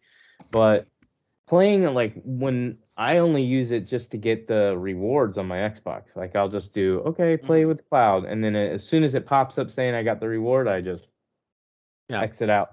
Now, what I wanted to ask you guys, because I thought this was actually what we'd mainly talk about with this is what y'all's thoughts on not having exclusives day one, and then that's what I was going to wrap does up anybody with. else think Jim Ryan is probably the dumbest motherfucker ever, besides maybe that guy from Xbox? Well, let me read his quote before we get to that question, Yeah, because every that was time my he next. opens his mouth, That I'm was like, my you're next an idiot, dude. That was my next storyline. So I'm glad you asked that one. Actually, before we get If to that, if Fab is listening to this right now, he is seething. on a positive note for Sony, for you mega Sony fans, Sony has filed a new trademark for knack. Now it could just be a routine update or No. renewal. Yeah. Don't do this. This But isn't we news. could we be getting knack 3? No, Okay. don't I hype did this not like play it's Knack something. Don't 2, hype and I this like actually you have enjoyed to. Knack. I know, man. Knack's got a following. Okay, Kyle, so- it's the combination of. Yeah, of sure, that. I guess. Yeah, it better be the Avengers of Knacks, you know. The end So game. All the Knacks showed up and fought Knacknos. PlayStation CEO Jim Ryan, who Derek just Knack mentioned, assembled. he was being interviewed, and this is Jim Ryan. Essentially, the summary is that he claimed that day one releases of first-party games for Sony would result in lower quality games. Well, I'm going to read his quote here in a second. He's a section of his quote, but I do think that feels like two things. Number one, that's a real easy cop out to save your company, at least like to kind of buy you time for a while. Like, oh, we can't. It's going to make the games worse. Mhm. Also feels like a little bit of a dig at Microsoft. I don't know why. Like, it just feels That like little. that's the thing I want to comment on. That part, yes. But let me read his quote, and then I'll get your guys' thoughts. So he says, "This is not a road that we've gone down in the past, and it's not a road that we're going down with this new service. We feel if we were to do that with the games that we make at PlayStation Studios, PlayStation Studios, that virtuous cycle would be broken. The level of investment that we need to make in our studios would not be possible, and we think the knock-on effect on the quality of games that we make would not be something that gamers want." I mean, I don't understand his logic though. shots across the bow for do Microsoft, though. Am I right? Why does your quality drop because you're adding it to a service that you're still getting paid for? That means you'd be choosing to reduce budgets on projects just because the That's it. assumption. Yeah, so like that's like which is insane to me. Like, But that's don't blame the issue. service. You would be making Yes. as a business an active choice to lower budgets. Like, That's what I'm saying. so yeah, that part is devoid of logic or whatever. The thing I laugh about is to me he's like, you know what? You guys will buy the service, and you dummies will pay $60 or $70 for our game still. And you know what? He's right. He's right. He's right. We will. Yeah. That's the thing. Yeah. But the thing is if Xbox goes the new Halo, it's $60. It's not part of Game Pass. Guess what? We're all buying Halo. You know what I mean? So it's like, I don't think this is an exclusively Sony like brag, even though Mr. Ryan here thinks that it definitely is. You know, he's what's like, crazy well, with- games with- are worth full price, and they're not part of a free service. You know, or With not free Microsoft part saying service. Halo and our other first-party games are day one on Game Pass, all that does is make me forget about canceling Game Pass for a long time. Like, why would I cancel Game Pass? Like, Same. there's it- too much. Absolutely, yeah. So they've got And- me locked in as a long-term subscriber. to They a- have for not several like how years. we talk about like movie services where we're like, well, I quit Netflix from time to time, or I quit Hulu or whatever. Yes. Like, I'm not quitting Game Pass. You know what I I- mean? Like, because there's always going to be something on the horizon Exactly. to look. I forward I mean, to. look at Well, even Weird West today- just came out. I mean, I was gonna say today's a good example where like, no, am I gonna like Weird West? No, I'm not. I'm not. But Oh. the fact that I You might. can't Okay. just no, I won't. The fact that I can just download it and try it, and this is just one example. This happens all the time where there's just several games, and then even their reward system encourages me to try more games because they give me money for trying these games. So it's just a good overall to me. Xbox is coming out, and I know I'm in pony groups, and their excuse is, well, Microsoft can afford to take a loss. Please stop saying that. If you think Game Pass is taking a loss, you're an absolute idiot. It is not taking a loss. It may have started out taking a loss. It is not taking a loss. It continues to grow. What do they have? 25 million subscribers right now. I just don't see Microsoft sticking with something that's a sinking ship. That doesn't make any sense. 25 Like we're million. 3 years in, and it's just a loss every year. There's Like, no way that there's no way that Sony Microsoft's can't. doing it. Yeah. I agree with Kyle, actually. I believe that Jim Ryan and PlayStation's leadership sees it this way. They say, okay, we're not going to be as big as Game Pass, not because we're not capable. We could probably actually blow Game Pass out of the water. Easily. But what we're going to do is we're going to get, let's say, half their subscribers. Half the people that subscribe to Game Pass will subscribe to our stuff, because our service, honestly, just isn't as appealing because of the day one or lack of day one. But we're going to also sell all these games full prices. And then that might be another reason why they're streaming, to keep it cheaper. And then on top of that, we're going to then add these on later to give you more incentive to stay on. So they're getting the upfront $60 to $70. Well, with them, you're getting the upfront $70 plus, if you decide to buy a deluxe version or whatever. And then you're also going to get their service as well. So I think they're leaning more on, they're doubling down on the money instead of going, all right, we're surrendering the 70 up front. We know we're going to get the 70, and we're still going to get half these, like Kyle said, these people that are going to settle for, I'm not going to bash it because I haven't seen it yet, but I did have PlayStation Now for a little bit. I thought it was okay. Like, the games worked. They were older, so I don't remember having issues with like Motor Storm or Twisted Metal or anything. I think I played Uncharted on there and it was fine. Yeah. So I think it worked fine, but it's not. I want to be able to download my stuff, but the whole day one thing is a big deal because it's not just the big games. Those matter. Like, I didn't have to buy Forza Horizon 5. I didn't have to buy Halo. So Infinite. So that right there, you won't have to buy Starfield this fall.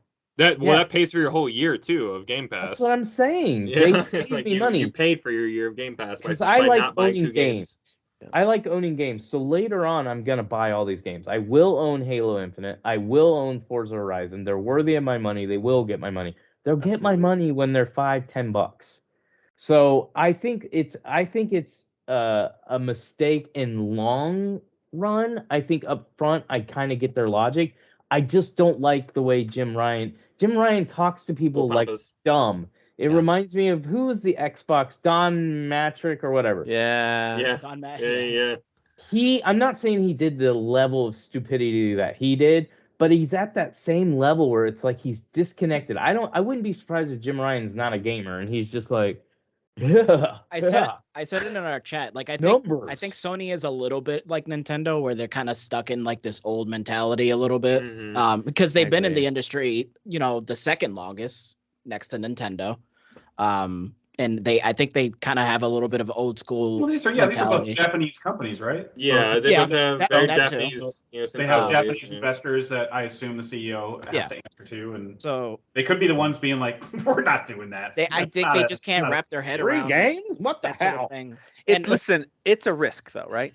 It'd be a risk to do that, to put them out day one. It's a risk that you might not make as much money. But I feel like Xbox did the research for them though. The Xbox has already proven it's a good move. Like, I don't know. Well, but I'm wondering if like, if this was like more in my head, like before Derek made some valid points there. I didn't have a specific Dan, stance. I appreciate that. That was a very positive thing for you. Hold on, you're keeping it a P, you guys.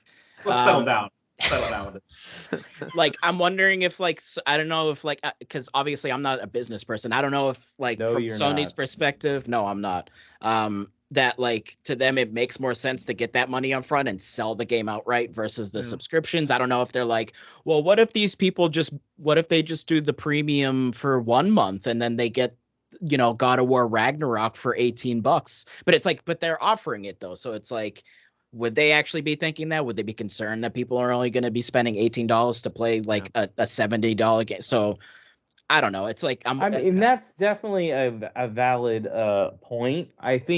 I still think it's the double down. I think they want the upfront money, and Sure, I think there absolutely. is. Get paid twice. And honestly, from a business standpoint, I'm okay with that. My issue is more his statement. Like, it's like, Yes. well, our quality will drop. No, That dude, was just annoying. say what It's it older Yeah, I business don't guy know why talk. you chose to word it that He way. could have just said it's not part of our strategy right now. That's it. Boom. And that, Yeah. that would fit better, but the fact that like it's I don't know, like he's again blaming the platform. We don't want to make for, garbage, am I right, guys? Yeah, exactly. Like we're not in the business of We making don't Halo garbage. do Infinite that was like garbage, Xbox right? does. I mean, See know, that Xbox Halo has two Infinite? Game of the Year type And I games. feel like but there we're are gonna 5 ignore people that. are not reading into it wrong. You know what I mean? Yeah. It seems like we all kind of picked up on that. So it's I think PlayStation.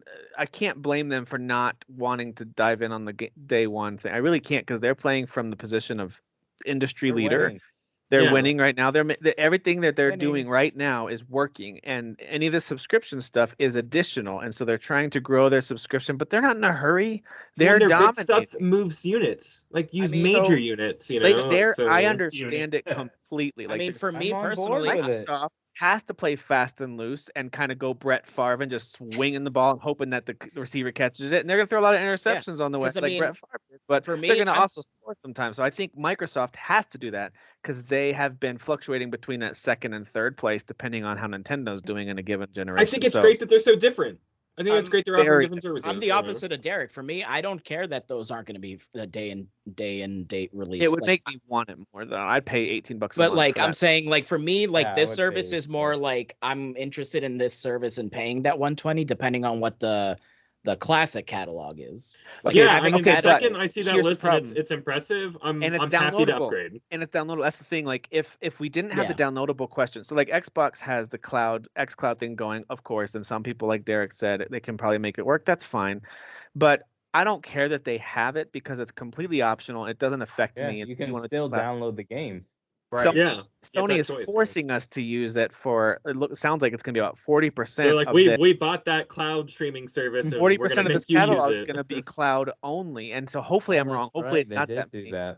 But it's Yeah. I that's the problem I have with this. So that's not appealing Yeah. to me, even though I do love their back catalog. And if it looks like a lot of their PlayStation 1, 2, PSP, whatever games are all downloadable, I'll probably dive in. But My question too much to of it is Dan, cloud only. That's a problem. I get that you're more concerned with the classic. There's no problem with that because you got a bunch of Final Fantasy games, all that stuff.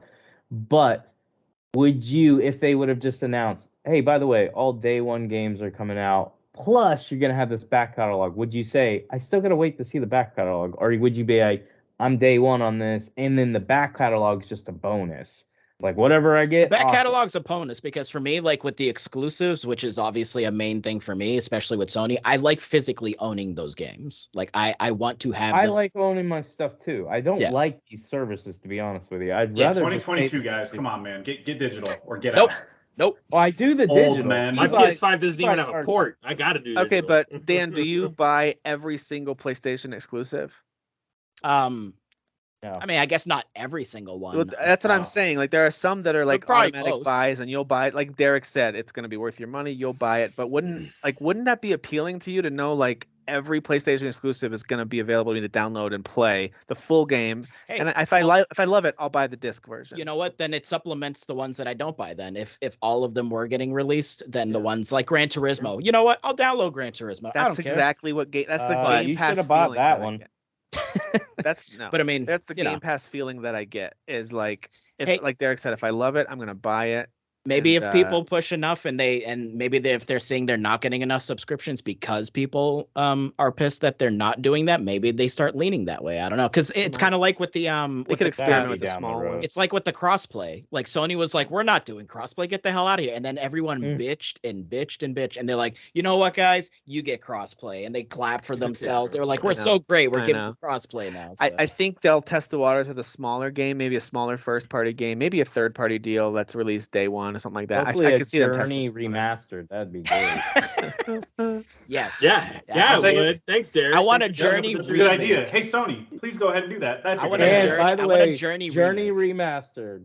No, I Native want a 4K, remake. 30 frames per second, 1080p, 60 frames per second. Yeah. No ray tracing. None. I want Unreal Engine 5 remake of Journey. Well, Sony has a new studio called Fire Sprite. I think they launched last year, it might have been. They're currently working on co-developing the Horizon VR spinoff, which is called Horizon Call of the Mountain. Oh yeah, I forgot. And they're rumored, not confirmed, but rumored to be working on the Twisted Metal reboot as well, because that reboot's been kind of bounced around a little bit. But it is confirmed that they are working on a AAA horror game using Unreal Engine 5. That's the job listings that they've posted. It's going to be a AAA quality. I'm assuming it's got to be, right? PlayStation exclusive horror game using Unreal Engine 5. So that's cool. And let's jump over to Activision Blizzard settling their federal sexual harassment lawsuit for $18 million. Nothing like Chump throwing change. a bunch of money at Chump a problem, right? That is not a lot of money. No, they just got, how much was the acquisition again? Billions of dollars, right? 70 billion. Yeah. It was. So it's chump change. They wiped their ass. with these 68 billion or whatever it was. Yeah. But they made it go away. So I mean, whatever they did. Yeah, I guess. But there are still lots of Who lingering did they questions. pay? The plaintiffs, like the Yeah. Do we know the how many victims there or whatever. were? It was No. probably they were probably all in the same Like you know, 30, 20? Yeah, they probably grouped the I lawsuits think it was the together. state, right? Because California has like a state could be. group Yeah, or you something might be right about that. for this. Could be. Because they do employee rights or whatever differently than everybody else, or worker right, whatever the hell. I don't know. Even with this happening, there's still a lot of. It doesn't seem like a sure thing that this Microsoft acquisition is going to go through. It seems like there's still a lot of questions about it. A lot of specifically politicians right now are starting to raise flags about this acquisition. So it's not a sure thing yet. I mean, if they were cool with Disney and Fox, I think they're going to let this one go through. I just think it's going to hit Got some it. snags, but I agree with you. I think It will go hit through. snags, and I don't think we even see things come about from this for like another year or so. You know. Yeah. Fox and Disney took. I mean, it felt like ages. Well, the Bethesda one took almost a year, right, or about a year. So Yeah, and I bet When this it was one's probably going announced. to take a little longer, just with everything that's going on. So Yeah, this will wrap up probably just before the next Breath of the Wild game comes out. Hyperlight Breaker, sorry, the follow-up to Hyperlight Drifter has been announced. It's going to be in early access next year. They just released, of course, Solar Ash at the end of last year, so it's kind of cool to see. Love that game. Yeah. Hey, they're diving headfirst into the sequel to their first hit game, so that's cool. That's awesome. That's a good game. Early access for next year, so it's still a little ways away for the full release. And E3 2022 has been canceled officially. I mean, we knew that was gonna we knew it wasn't good. doing Who cares, great. right, guys? We all hate E3. I was Oh. upset I hate at games, first, so. but then I forgot about the summer of gaming. or whatever. Summerfest. That's been Yes. our lives for the last 2 years. So like really, So I stopped. if we've been caring. enjoying that, Yeah. then we'll be all right. Jeff Keighley's got us covered, guys. Don't worry about it. Jeff Keighley's got us covered. Listen, can I You just know take what? a moment I to say actually that like Jeff. I do miss like the Same. Sunday Microsoft show, Monday night is the Sony show, Yeah. Tuesday morning is the Nintendo Direct. Him and celebrating that's that all for a this stuff. week is I is like half that. the reason. No, celebrating that for a week is half the reason I It's made fun. it through another year. You I know, do. I mean, all It these just- I companies really know enjoy that time of year. So all I these companies really know each enjoy it. other. Why not just email each other and be like, "Hey guys, let's just smush this all together"? Like, why is it They'll have to do be? few it. of them I think would. the market, they'll respond accordingly because they did it in 2022. Like during the summer, they kind of spread out their own showcases, but not over the same week. But they did it like over like a month It was or over- so in I the think it was summer. the whole month of June. Yeah. Yeah, so like the summer is like the time to show off games. I think Agreed. Yeah. I think they'll adapt. Obviously, I like it's not like there's like, games that won't be made or announced now. Of Yeah. course that's not going to happen. But there was Yeah. something about like Christmas morning, like nonstop opening of presents Yeah. feeling. Yeah, to I E3 love that- the morning arranging my whole week lasted around that, yeah. 6 days, you know, like it was nice. Yeah. And I really So- enjoy also like IGN and GameSpot and Yep. Kotaku, even though I don't like read Kotaku or anything like that. But they're on the ground, boots on the ground at Right. these events, at hands-on games, interviews with developers. They're all actually being you know, journalists like about video and games it's like during that 6 time. to 7 hour streams a day that you can bounce around and like pick Yeah. certain games you want to know more about. Like, hey, I want to deep dive on this new game.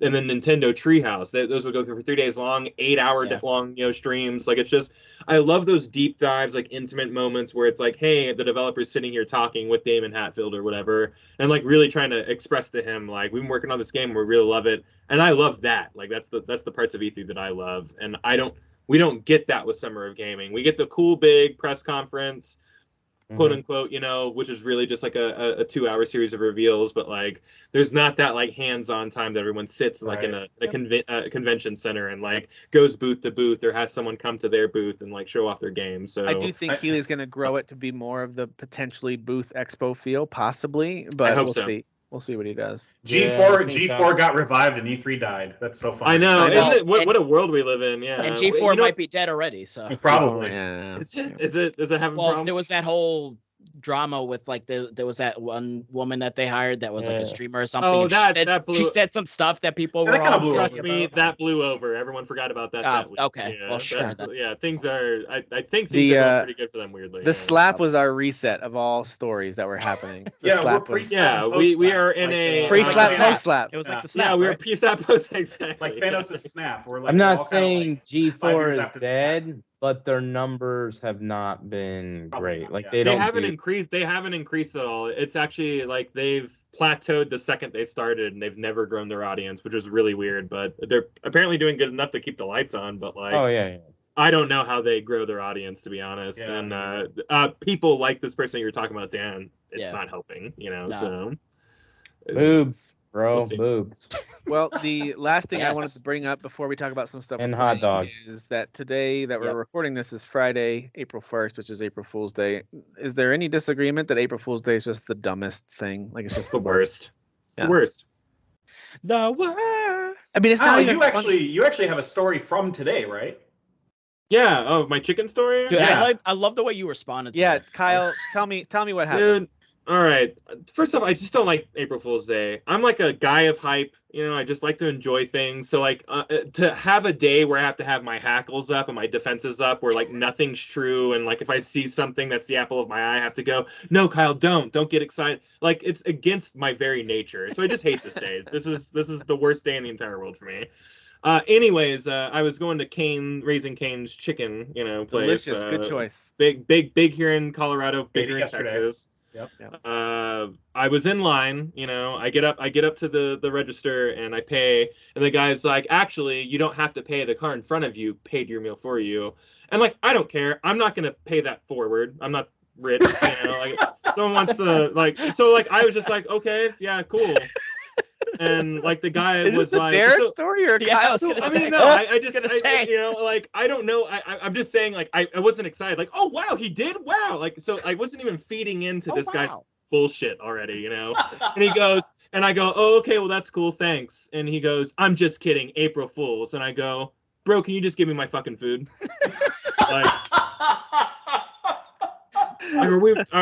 Don't tell me that I don't have to pay for a meal and I have to pay $16 for chicken. Like, that's not fun. Like, there's That nothing is funny about that. actually a really, really terrible April Fool's. Like Yeah, that It's was the worst April Fool's joke that ever. was, And like, like, I can legit only imagine 50. this guy's just been doing this all day, like just pissing people off all day. And I'm just like, this is a disease. This is a plague on our society. You know what? April Let's Fool's bring Day. him on. I actually have him. We're gonna call him in. He's coming Oh, on good. the show. Jim, the Cane's chicken guy. Good, bring him on. Jerry. I'm on TikTok and like mainly to follow comedians, but like two people that are very funny on the app, both posted almost the same video saying we're done with TikTok, and I'm like, this is your April Fool's joke? It's like it's a low hanging fruit. There's nothing creative anymore. I quit. Nothing. Yeah.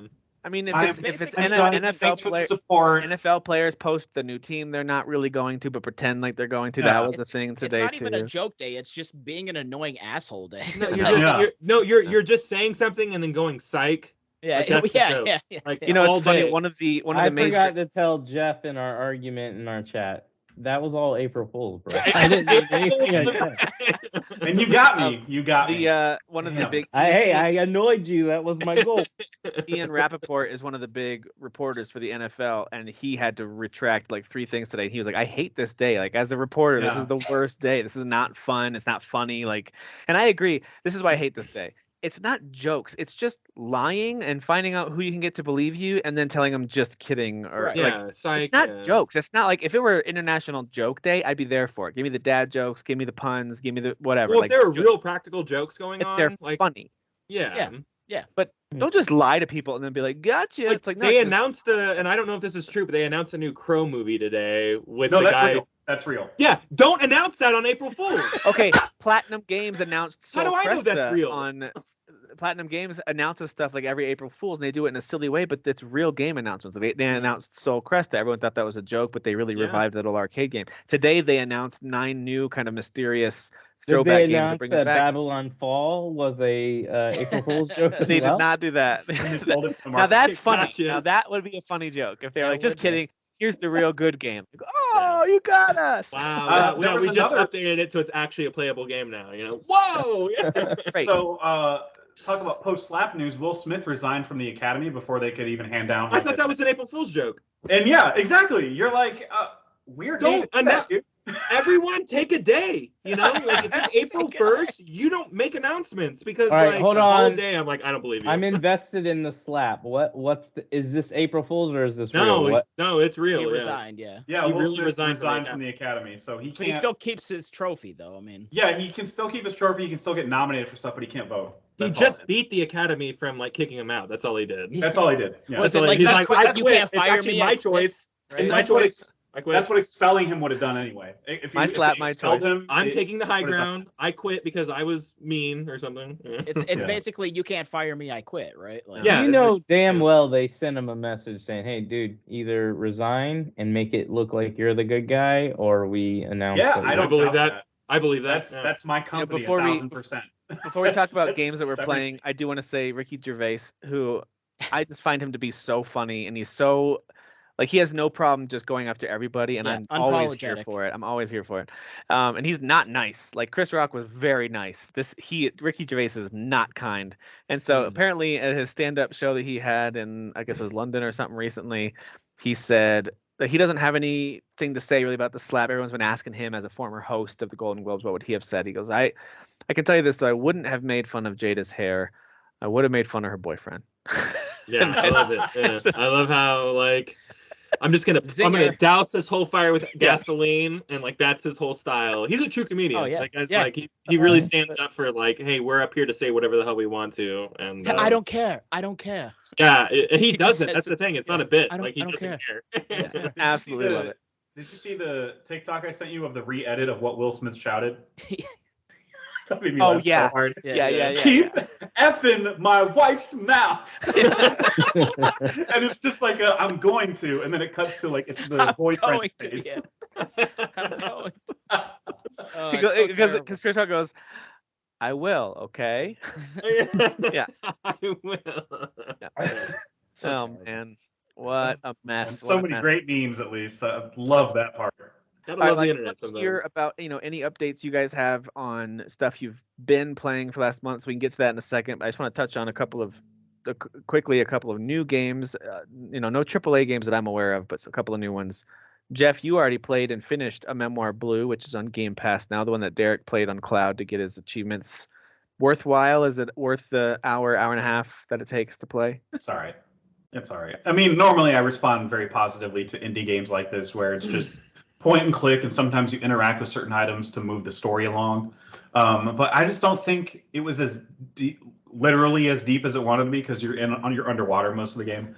I don't think it was as deep as it was trying to be. Okay. Like I know there's the entire thing is about this swimmer who's like a gold medal swimmer in whatever Olympics or whatever, who is like dealing with a really nasty battle of depression, and their metaphor version of that is she feels like she's drowning in it, and she's just you find out she's grieving because like she misses her mother, and she had a strained relationship with her mother, and she was really never able to repair it before her mother passed away. So I mean, there's a lot of, I will say the compliment I can give to it is it has traditional video game graphics in it, and as you're moving along in the story, there's like really cool like cartoon animations that come in, and it blends really seamless with the visuals. I thought that was really impressive. But other than that, like it's not as pointy as it wants to be. And I I'll did be like quicker. the music, but yeah. It's garbage. It's Yeah. so bad. It's All right. trash. Sounds like Okay. if you like those kind of short form Insightful. indie Tim storytelling coming in and games. saying, "It sounds like if you're not Derek and you like Yeah. games, this would be pretty good." I Yeah. mean, Basically. I don't know. It's free and Astute. it's an hour, Astute. so Yeah, exactly. Exactly. I played. It I for like will 10 say minutes, and I'm this. like, I will say this. If you are an Xbox rewards guy, use that game. Yeah. Just look up a guide, meaning like it doesn't give you achievements just from progressing through. You have to Right. do certain little You have to things. mess with things, yeah. Yes, but if you mess with those things, I popped 3 achievements in like 10 minutes. Yeah. But you can get an easy 1,000 for this. So if you care about your gamer score at all, in 1 hour you can get 1,000 points. Yeah. I why remember not? doing Why that not? back in the Xbox 360. There was some like mascot 3D platform. I forget what it was, but it was like an easy 1,000 if you go and that someone like had it A listed lot out. of them. It was like a 45-minute experience where you go in and do a couple things on the first couple levels, and it wasn't even a good. I forget what game it was. It was not a good game, but I used to do that kind of thing where I would like rent them from GameFly and just get as many achievements as I could. It's like and that Mayo game for the PlayStation. Everybody Yeah. was buying it to get the Mayo, that's platinum. right. It was like yeah, just yeah. tapping something, right? Wasn't it? Like Yeah. you barely did Yeah. anything. Yeah. Yeah, that was back when Greg and Colin were friends. Hey, They talked about that. Kyle, really? Yes. I said Mayo and you leave? Like, get the He doesn't like the racial slurs against white people. Yeah, he was It's like, like, "That's dude, enough. I'm a mustard guy. I'm out. I've been called Mayo one too many times today." Yeah. Dijon. So I will compliment also the music is really good in my opinion because I'm a sucker for the melodramatic indie girl music that is just very pretty and cinematic. I like that crap. So Indie girl music. it's indie girl Phoebe Bridgers type stuff. So All right, fair enough. The other new game that's out also on Game Pass is Weird West. I was actually going to ask Kyle to share his thoughts on it. I think he might have stepped away for a sec. he expired. Jeff, that's not nice. He did not pay his internet bill. Yeah. So he. Why he don't actually you might have- start by talking about it then? Did anybody else play it? I didn't. Yeah, I did. I not as much as probably Tim or Kyle did, but I played like I napped, finished the movie that was disappointing, and then I played half an hour of Weird West. Oh, okay. Yeah, so it was like nothing because the game is really actually pretty dense. Yeah, so Weird West is clearly a Western, but it's got like a ton of fantasy elements to it. You know, your zombies, your vampire, your werewolf type of monsters. Not necessarily those things, but like those types of things going on. But it also has elements of like the Divinity games in some ways because you're at that same isometric view and you can like pick up almost every item that you like. So think about something like Divinity where you can search every cabinet, every shelf. You could pick up everything. I saw people comparing it to the Fallout 1 and 2. Like those Fallout ones. 1 and 2 are great comparisons. Yep. Nailed The combat though is very action oriented. It's not turn based, so that's where it's no longer like something like Divinity. Right. You know, so it's actiony. So you actually are running around in this isometric view. Yeah. You aim your gun or your Oh, throwable. so it's not whatever. turn-based? It's not turn-based. It's going to be turn-based. Nope. Okay. So at least at the beginning, Maybe I'll like it. the controls are fine. The guns aren't amazing at the beginning, but relatively quickly you start to get some guns that are now no longer that gray kind of common color. Now they're greens. They're a little bit better. So you start to get some better guns. And you start to see like, oh, okay, the gameplay is not bad. You just have to have better gear. It's like most of these games. It starts out and it's like, I don't know if I want to play this style of And shooting. you can like slow down time like when you're shooting too. Like And later, then, I think you unlock that ability. You can so charge up your weapons with all kinds of like magic infused type stuff. Like I add electricity to my revolver bullets. I just now unlocked a move where if I activate it, it'll use up all my bullets that are in that gun, in that revolver, but it'll aim at the closest 6 enemies right there. So kind of like a quick draw, like it'll just shoot them all real quick. Oh, cool. Because you can get swarmed really quickly. There's stealth in this game. You can sneak around and try to, take out a few enemies quietly. But then once the stuff hits the fan, it starts to really unfold quickly and you have to run around, find cover and all that. It's cover based in that you crouch behind items. You don't actually you don't stick to a surface like some cover based stuff. You actually have to crouch behind it basically. I just got my second posse member. So you do recruit NPCs. They do die and they're dead forever. You can loot the stuff that they carried and then you can go back to the saloon and essentially hire or recruit more. That way. Right. So you can just pay them straight up if they're a bounty hunter like you are. You can pay them straight up to join your crew. Or if your reputation is bad enough, they might want to join you if they're the bad type of person. Or if your reputation is good enough, they might want to join you because they want to join like more of a hero stuff. So you have decisions you can make. You can be a thief, so you can steal a bunch of stuff. You can just kill people randomly. So you could be a horrible person, or you could be on the good side. So there's a bit of a morality element to it as well. So as I'm playing through it, I'm just like, dude, this is a full-on RPG.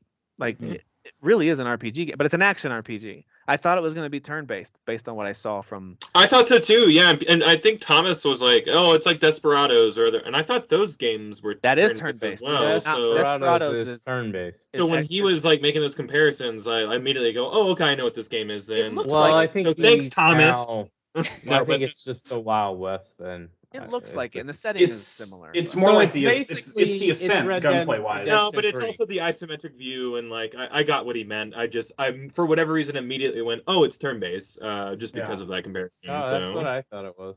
Nope, it's action oriented. But You because do- it's a Western, it's Red Dead Redemption 3. You can of course do tons of side quests, and those you can actually fail if you take too much time. There's a kind of an ongoing timing counter going on in the game, especially as you travel between locations, which you can choose. There's an overworld map, and you pick what direction to go, and it'll take you X number of hours to get there. And if you take too long to finish certain missions, you'll fail it because maybe that person that you were going to go rescue died or whatever, or that bounty you were going to kill has now escaped because you waited too long. So there's that element too, which I think is pretty cool. There are random encounters in the world as well. You might run across some band of merchants or bandits, or coyotes might attack you, stuff like that. Is there any I've heard that, yeah. is there any crazy dudes named Dutch that need more money? Or Have not met someone named Dutch, but I maybe need more money. I have a plan. he's always got a plan. Yeah, Arthur. Arthur! But Need more money. I gotta tell you, like, I expected this to be what we just described with these types of services. I expected to download it, try it, be like, yeah, it's kind of cool, I guess, and then turn it like Desperados, which I thought was okay, but it wasn't a good enough XCOM type game for me to really keep playing it.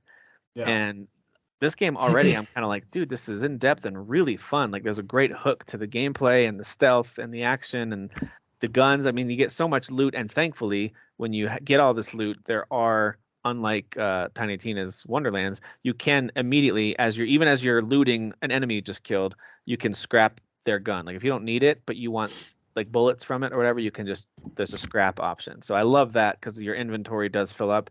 But get yourself a horse. Either there's a mission, an early mission where you can get a horse at the end of it, or you can save up and buy a horse, and your inventory expands that way, and you get places faster. So, Oh wow. I like this game. I think Weird West is cool. It's unique, and like Kyle, you were saying earlier, the fantasy elements do add a nice twist to it too, I think. yeah, I think so. Yeah. I'll check it out. I liked it so far, but I barely it was barely a diddle. It was just a did. Yeah, they do give you like a laser Just a pointer nub? style aiming, which is helpful with that isometric view, obviously. So it's And not it lights up when the enemy's like in your shot. You know? They do a lot to kind of help you Yeah. know what you're aiming at, which I think is cool. Oh, and they really do encourage environmental planning too. So if you see like an oil lantern or something, you can catch a bunch of stuff on fire or cause an explosion and those kinds of things. You can kick barrels over onto enemies. And This is Devolver they put their name on some interesting stuff. Almost every time I've touched one of their games, I'm like, nobody's doing this type of stuff right now. The opening animation is cool too. Like whoever animated that was really good. Yeah. Yeah, Devolver gets involved with some pretty cool, unique stuff for sure. What else have they done? I've heard of them, but Like My Frame Pedro was on under their name. yeah. The Hotline Miami, did they do that? Hotline Miami. I think But they're publishers, so They're they find publishers. these Yeah, local yeah, developers they that don't are develop- willing- I think they're both. I'm pretty sure I think they developed some games, but they're some mostly a games, publisher, but yeah. mostly a So publisher. is this one that they developed or They They published? just published this one, This was made by Wolf Bite or something like that. but they tend to make sure like Huge put their name cast. on interesting stuff, basically. Yeah. Okay. Yeah. I'll give them a shot. I mean, They're in Austin, to be too. honest with you, it's overwhelming right now. I even made a post agree. today where Yeah, I'm it playing is. like 17 games at the same time, and I don't know why I'm still playing Elden Ring, but I am. But Well, that's like, why I was focusing on Horizon. I wanted to get that out of the way to focus on Elden Ring. So Well, and did that's you what almost finish Elden Ring, Dan? no, I'm back into it now. So I actually just beat the whatever the dude is at the Fire Manor. Oh yeah. That Yeah. Ricard. Yeah. Ricard. So I beat him. That was obnoxious. Dude, did you Well, use there's did an you use the easy weapon? way. The what? Oh, the spear? Yeah. No, I used my katana, man. I gotta be Sephiroth. I gotta Sephiroth Dude. it up. So I just quick, So if you're listening to European. this or if you're gonna play it, they give you a weapon right there that is specifically designed to take that boss out quick. And so I did hard mode. I went From far away. Yeah. I went and threw a couple of the somber smithing stones on it to level it up. I Mm. think I got it to like +7 because I had so many extra smithing stones, and it's little like it's L2 or depending on which controller you're using, right? LT or L2 magic attack, or it's Ash's attack. It's basically this long range stab. So he'll hold the spear up and it becomes this super long light weapon, and he like stabs it from a distance. You don't have to be in the lava. And then you do it again, he does this uppercut that takes off. Like when I did it, it took off like 12,000 with one hit. It was crazy. Well, I mean, I'm a pro gamer, so I had to hard mode it, you know? It's just not hard enough. Oh wow, I weird did flex. Yeah. I did it the same way as you, Dan, but I didn't have trouble with him at all. Well, I mean, I haven't played in a few weeks, so I was a little rusty. Because I went in and then He's I fought tough him, without so. that, I thought. Derek said he just did a bunch Well, of fire resistant stuff, but I kept having trouble. I tried it twice without It's it. the and then RPG stuff that I talked about, where it's like I had talismans that buff your fire defense because he drops lava everywhere. Yeah. And then obviously you can have shields that have high fire, armor that's high fire, and then if you just stack all that, they don't do that much damage. And Yeah, you but can it just stay- kept interrupting me. So I guess the build that I have, that my move kept getting interrupted. So even with the fire resistance, that wasn't hurting me a ton. It would interrupt me, so I couldn't do any damage to him. But No, yeah, everybody has their different ways. I mean, that weapon you use, they don't have it in other games, but there's I think it was Dark Souls 3 that had a boss fight that was just like Ricard, as far as you use like this gimmicky weapon that has like a special almost exactly like that. And if you don't use that weapon, that boss is almost impossible to beat. But if you use that weapon, he's extremely easy. So I like that they throw that stuff in there, because every boss fight you go into, and you have your set ways, you have your items, you have your things, and they wreck you for it. And then once you realize, oh, they gave me this in this area, and it's for him. You walk in and it's sitting right there, and it's and you're fighting a big snake, and it's called the Serpent Hunter. I was like, I wonder. Serpent Hunter. I love that. I do like those moments too, because there's so many moments where it's just down to use the build you have, use the skills you've built, and go after it. But sometimes they're like, hey, pause what you've been doing, try this extra thing that we threw in here. So. And that's why I wanted to do like a spoiler cast for the game. It's not really spoiler as far as like story. Oh my gosh, people don't want to hear this part. It's experience spoilers. It's more like, what did you do against this boss, and what happened here? What order did you go into? What side quests did you complete? What weapons did you get? That type of stuff. So, for example, I saw Sasan was talking about our buddy Sasan, who loves From games, but this is one of his least favorite From games, I think. Oh, don't listen. He's so stupid. Shut up, Sasan. Which is crazy. Yeah, I actually can't get a read on if he likes this game or honestly, like, I gotta be honest with you, like, Elden Ring to me is becoming like, I don't think I'd put it in my top overall like ever, but it has the same like Witcher 3 magic to me right now, where I just only want to play this. Like, I keep finding these new areas that open up, and it's like, oh, this is a whole new. Look at this. I'm up in the branches of this massive tree now, and I got to work my way down into this like village, and oh, now it goes to this castle wall. Like, it's crazy. Like, the design is gorgeous, and I keep getting blown away, and I'm doing my best not to use guides. I did the same thing with Witcher 3. Let me explore every corner, and I'm not going to use guides unless I get stuck, and then I'll do a search. Like, all right, how do I beat this boss? I think that's a good way to do it. I think I can't speak for Sasan, but you know, we've had private chats. I think what it is that he finds this one to be the easiest one, and so that automatically knocks. But he said down. some bosses are the cheapest that the series has ever had too. I would agree. I mean, Radon is cheap. We've talked about it. Yeah. I know you thought I was defending him. Yes, you do need to. It's just such an epic fight. I'm disappointed because it's so epic. He is cheap. Now, I played him in New Game Plus, and I'm not exaggerating. That boy couldn't touch me. Like, I just ripped him to shreds. I beat him the first go, and I think he hit me twice. And I stayed close. I'm playing melee still. So I never backed away. I never had to worry about his purple. He did raise them up, and I saw him. And I was like, well, I'm just going to get really close so he can't touch me. But anyways, Well, what I was going to say was Sasan talked about there's a section where you go through this village in order to unlock a massive area of the game. You have to you have to navigate this kind of ghost village, and there are these assassins that have a single hit kill. No matter how strong you are, they'll kill you in one. If they grab you, you're dead. Yeah, that was cheap. And that does feel cheap unless you get the item that it tells you to go get. And it's kind of hard. You have to like think about it and put pieces together, or at least Google it to figure out there's an item you can get. All you got to do is put it in your offhand and then two-hand your main weapon that sits on your back, and its ability to unveil all the hidden assassins still works.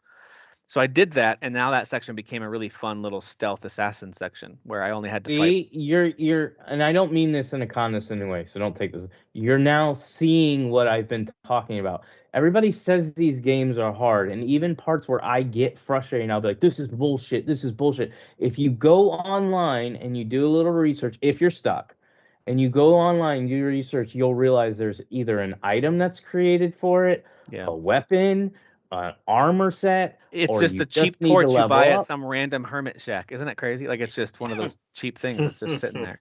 And I actually don't know what you're talking about, so I'll want you to tell me at some point. I don't know what item you're talking about, and I'm on my second playthrough, and I haven't gotten to that area, but I am going to go back to Melania's area, and I have to go through that to do that. But what I was going to say is, like, the game, the whole game is built around, like, really is built around RPG systems. And one of the things I was watching, kind of it was a spoiler cast for Elden Ring. And it had Fighting Cowboy, who's the guy that taught me how to play Bloodborne. So I love him and I appreciate what he did for me, even though he's not doing it for me personally. But like, he's got some great build videos out, by the way. If absolutely, he knows his stuff. Builds and strength builds. He knows everything inside and out. And one of the things he said is that one of the things that Elden Ring did that kind of threw him off is he was trying to level up and play the game like he played all the other Souls and Bloodborne and all them. And he realized, and this was, I watched him play Radon for the first time, and he repeatedly said, this guy's cheap. This is bullshit. This is cheap. This is bullshit. And then once he learned that he had actually made his build not correct, meaning he needed to pump more into vigor, then he realized that Radon couldn't one-shot him anymore. Again, I'm not saying Radon's not cheap. He is cheap. My point is that the game is built differently, and that's the stuff that From Software does a lot. Is they get you in a pattern, whether it's you playing all their games or actually a pattern in the game, get you in a pattern, and then they throw you off to the point where you're mad at them. You blame the game, and then you find out it's you. Your lack of knowledge, your ignorance that screwed it up, and that if you go find this item or you level this certain characteristic up or get a certain weapon or whatever, that's when you can overcome the odds. That's just what like real makes life. the game great. Just like real life. Truly. Dude, there was a moment last night that I think you could all appreciate, regardless of whether you're into these games or not, where I was navigating this tree branch area where you have to be very careful where you step, because if you step off, you're going to fall and die. It doesn't matter how high level you are, you'll die. And so I was working my way. I was almost done with that tree area, and then I was there's these big fat guys who are hit really hard, and you have to dodge away from them. And they just they'll literally start rolling at you and hit you with their big trumpets or whatever. So I was trying to fight one of those, and I rolled 3 times. Should have rolled twice, and I rolled right off the edge. I had over 200,000 runes sitting there. So I was like, it's all right, I can get back to him. So I slowly worked my way back to him. And then I got cheap shot. I had another 100,000 built up on my way back to him, and I lost that too. So, okay, so you're in the secret area, right? It's the beginning of. Well, I'm past that now. I'm in the walls. I'm close to Melania. Yeah. Oh yeah. That's where I lost my 300,000. Then built up another 100 and something thousand to go get my 300,000, and then died again. So I lost like 400,000 runes in that area. To me, this is my opinion, and I heard somebody else who was in that spoiler cast I was watching, he agreed with me, and that is this area that you're in right now, Tim, is the most difficult part of the game, has the most difficult boss, and it's all completely optional. And I love how the collector's edition, the statue, is that boss. So they built the collector's edition around an optional character. I mean, Yeah. and boss in the game. That makes sense. I mean, Because they knew she was the most badass. I know that's what it is. She They does knew. look very cool. She was actually one of the first characters we saw in the initial trailer, right? Like think her fighting that big sort of giant thing. Radon. Yeah. It's So yeah, Radon. it's Radon. Yeah. Go at each other. But it's very common in Japanese like role playing games. I mean, Final Fantasy games are very known for the optional boss that you find like way later in the game is way harder than the final boss. Like, you know, So like I get the weapons in Final Fantasy VII are much harder than Sephiroth. I'll say this: the they are. final Yeah. boss in this game could actually potentially be harder than Melania, but Melania is the most fun while still being hard, if that makes sense. Like, she's fun to watch. Yeah. You know what's crazy is there are some bosses that She's really good. are epic and they can hit really hard, but in the end, like they can be, if you pay attention, Lame. pretty easy to like overcome what they're doing. Sometimes it's the small kind of mini bosses that sometimes if you kill them, they're really strong, but they don't have a boss bar. But if you kill them, they won't spawn again. That's how strong they are. Like there are some enemies like that in the game. There's one of those right in front of Malekith. Yeah. And he's a one of the Sentinels who you see right at the beginning of the game, and they keep getting progressively more and more tough. But this one, you don't get to mount up to fight him. And there's only a couple times in the game where they really won't let you get on your horse to fight him. And that fight took me so many tries. I was getting so frustrated, but I finally just kind of focused in, learned his pattern, and made it work. It was a very long battle. I finally beat him. And then I fight Malekith, and 3 tries I beat him because I had this special item that you can use in that battle that wasn't made it much easier. So you know what I mean? Like it's just one of those games where there could be a part that your build or your personal skill set just is made for, and some parts that it aren't. Tell you what we'll do though, Derek, you already talked about this. We will, and whoever else wants to join in can.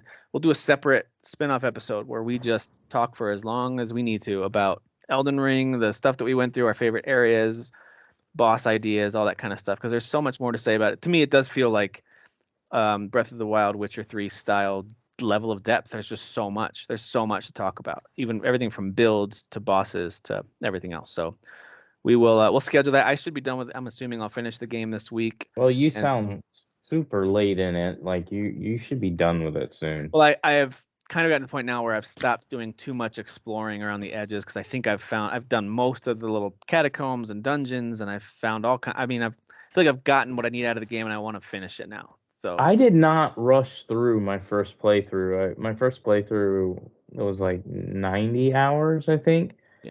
And I started New Game Plus after the 90 hours, and I fought at least 5 to 10 bosses that I didn't even see the first time going around. And I've discovered probably 5 to 10 areas, like actual, like legit areas, not like a spot of grass. Right. Where I'm exploring that I'm like, dude, how did I miss this? Like, I literally missed this entire region of the map. How did I just forget? And what happens is there's so much going on in the game that you get zoned in on a boss, and you're like, I know that boss is there, so I need to go kill that boss. And then you kill the boss, and you move forward, and you forget that you never discovered the whole area to the left of the boss or to the right of the boss. So it's a very distracting game, and it's very hard to keep up with. That's why I know people mock them, and I hate Jason Schreier, but I kind of get what he's saying about, like, take notes, because it's so hard to keep track of, like, everything you've explored already. I'm not talking about the side quests. That's what he got mocked for, but just it's hard to keep track of everything. But Yep. Elden Ring is, I'm not going to say it's my favorite game of all time. I mean, my emotions say it, but it's up there. I there's not many games to me that give me this hook. Normally I'll desire to play a game a second time after I beat it, and I might start it and play for an hour or two, but then I'll be like, but there's these other games, and then Right. I'll stop. Yeah. There's these other games, which is what I was going to talk about.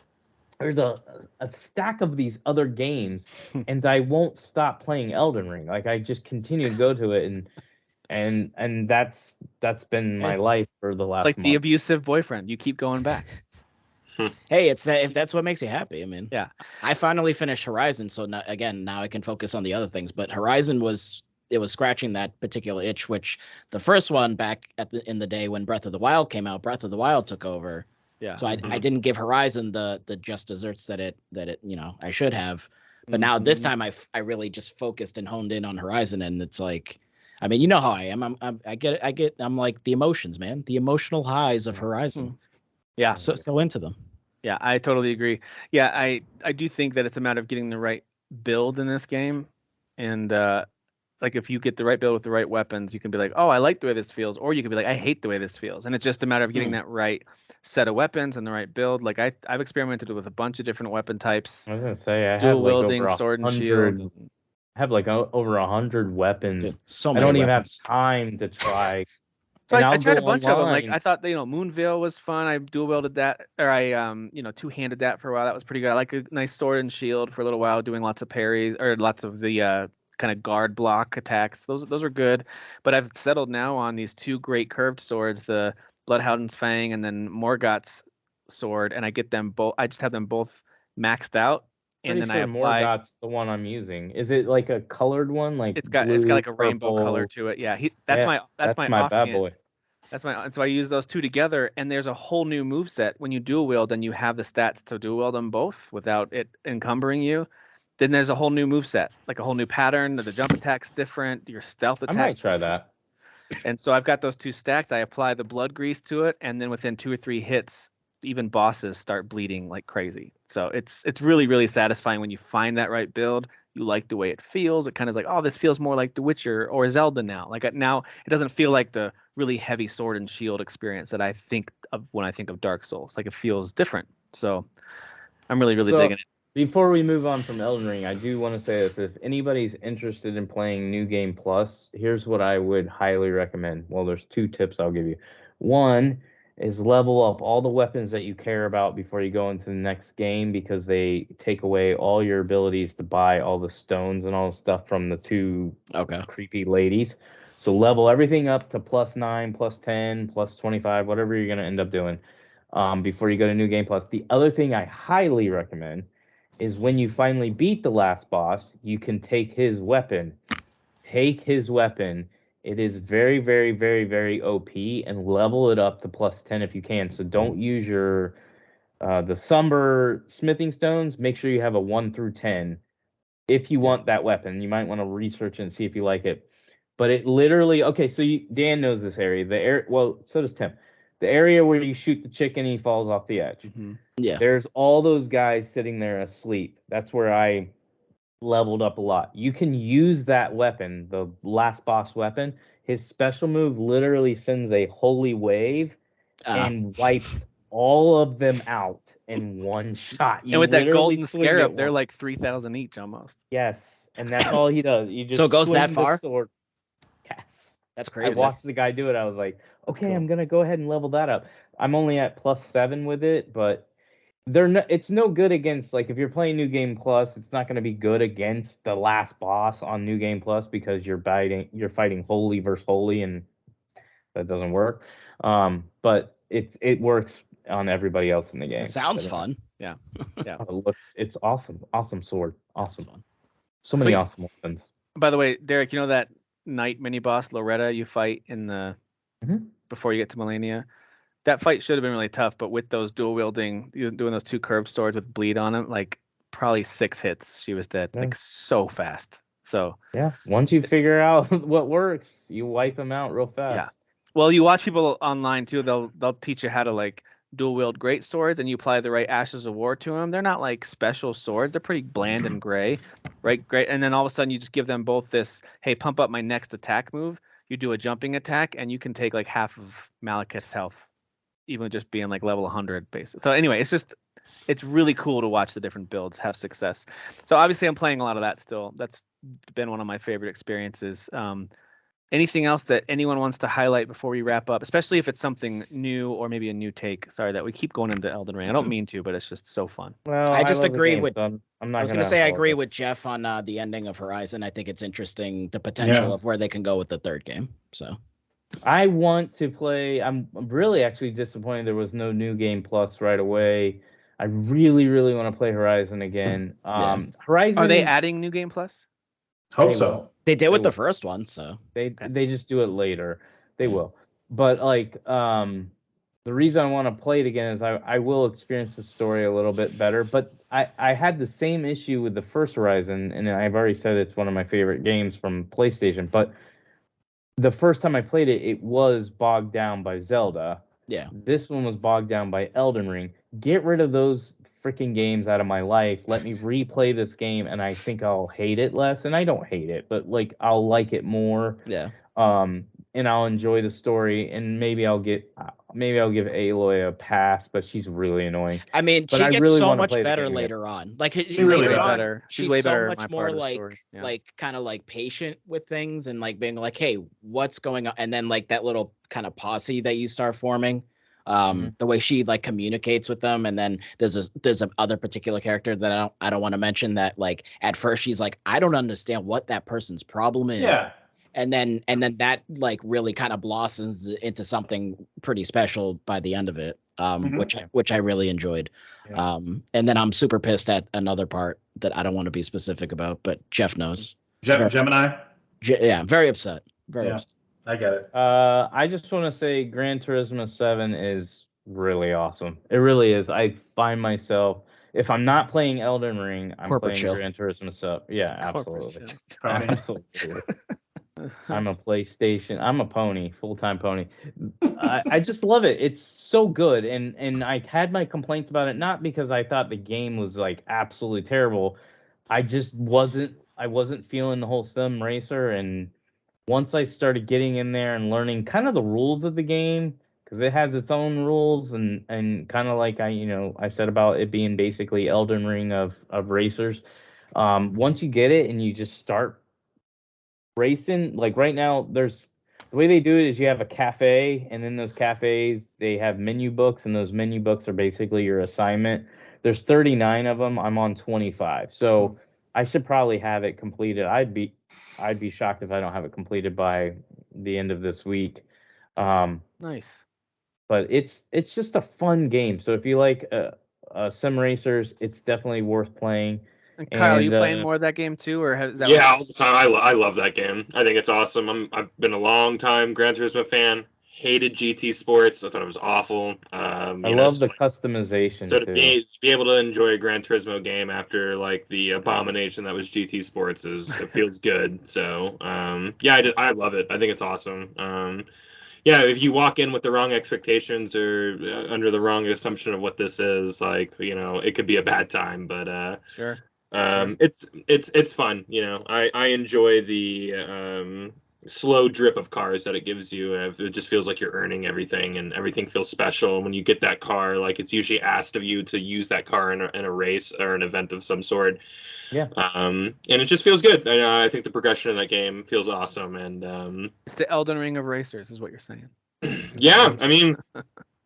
mean- Every turn is its own boss. You know what I mean? You have to know when to bail and when to really drive it in. Really is. I have lost races that I was leading by like 10 seconds because of a turn, and Yeah. I'm like, why the fuck am I all the way over here? And you're Like, like, what where's did I my do Y wrong? button to rewind? Yeah, I was gonna say. You would think like in any other racing game, you're like, oh cool, I just got the oval shaped racetrack. This is going to be easy. Those are the hardest races because you're going so fast. Everything you're doing slips You the can wheels. feel out the from underneath gravity. You You can feel the You gravity. really in the do. game. So it's like if you're not taking corners like perfectly, like and you're just going in circles like a NASCAR track, like. Yeah, I've got a but buddy you're- from work you're who is a just going so hardcore- fast. hardcore racing game fan. Loves sim racers the most, and he's got the whole setup with the wheel and all that stuff. Like, I would love to have that. I like would this love to is play this game is on wheel. totally his jam. So I get it. I do This- get the interest in it. This game's gonna be like hardcore on my top 10 at the end of the year. I'm a huge, Nice. huge fan of this I'd game. be shocked if it's not. I wouldn't expect it high up just because I have a feeling. Yeah, it'll that- be lower for me, especially with what But, I know is coming out the rest of the year. But I think it's got to be in my top 10 with as much time as I'm putting into it. When I thought, should I buy this? This is what I was really thinking. Like, should I buy this? Like, why am I buying this? And then I Are you bought it. enjoying like any of like the car like when you go to the cafe and it's like the Nissan Silvia 1994 is? I know it doesn't talk to you, but like, are you enjoying any of that, or are you just kind of skipping over that stuff? You know what I do. But I get what you're Dialogue? saying. No. Like they're trying to like give you more information. I'm just all about give me my assignment so I can get to the race, and then I do like tweaking the cars. So like if it says, and I've said this before, it's PP, but like if it says you should be at 550 PP or above or whatever. I like in my cars at 400. I can either buy another car that's closer, which is usually ends up being the least expensive route, or I can modify my car. And there's been times where I've really liked the car and I'm like, nope, I'm gonna mod it and I'm gonna upgrade it and make it higher level. And then the change from how you use the car to when you've made the changes, how it feels is completely different. That's what I love. It just feels real. Like, oh my gosh, like this car was running this way. I made these changes and now it feels like a totally different car, but it's the same car. Dude, throwing new brakes on a car. Like I'm like, wow, this whole car drives completely different now. And even like, the to be able tire, to feel that on such a level that like me as not a car enthusiast, like I don't get those nuances, but like you feel it in the controls immediately, That's really cool. I like that. Yeah. Well, like the tires, not to drag on, but the tires are the biggest thing I always change because most cars are installed with hard tires, and I will use soft, and hard usually just slides everywhere. And so if you like sliding, cool. I don't. I want to be in control. So I use. No?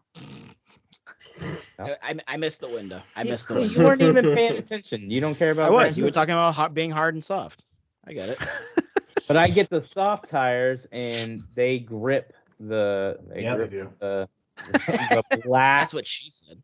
The black pavement, they grip it better, so you can take the turns better with your better brakes and all that. It's really fun. I guess it's just for me, it was a surprise. Like Elden Ring, I'm not surprised I liked it.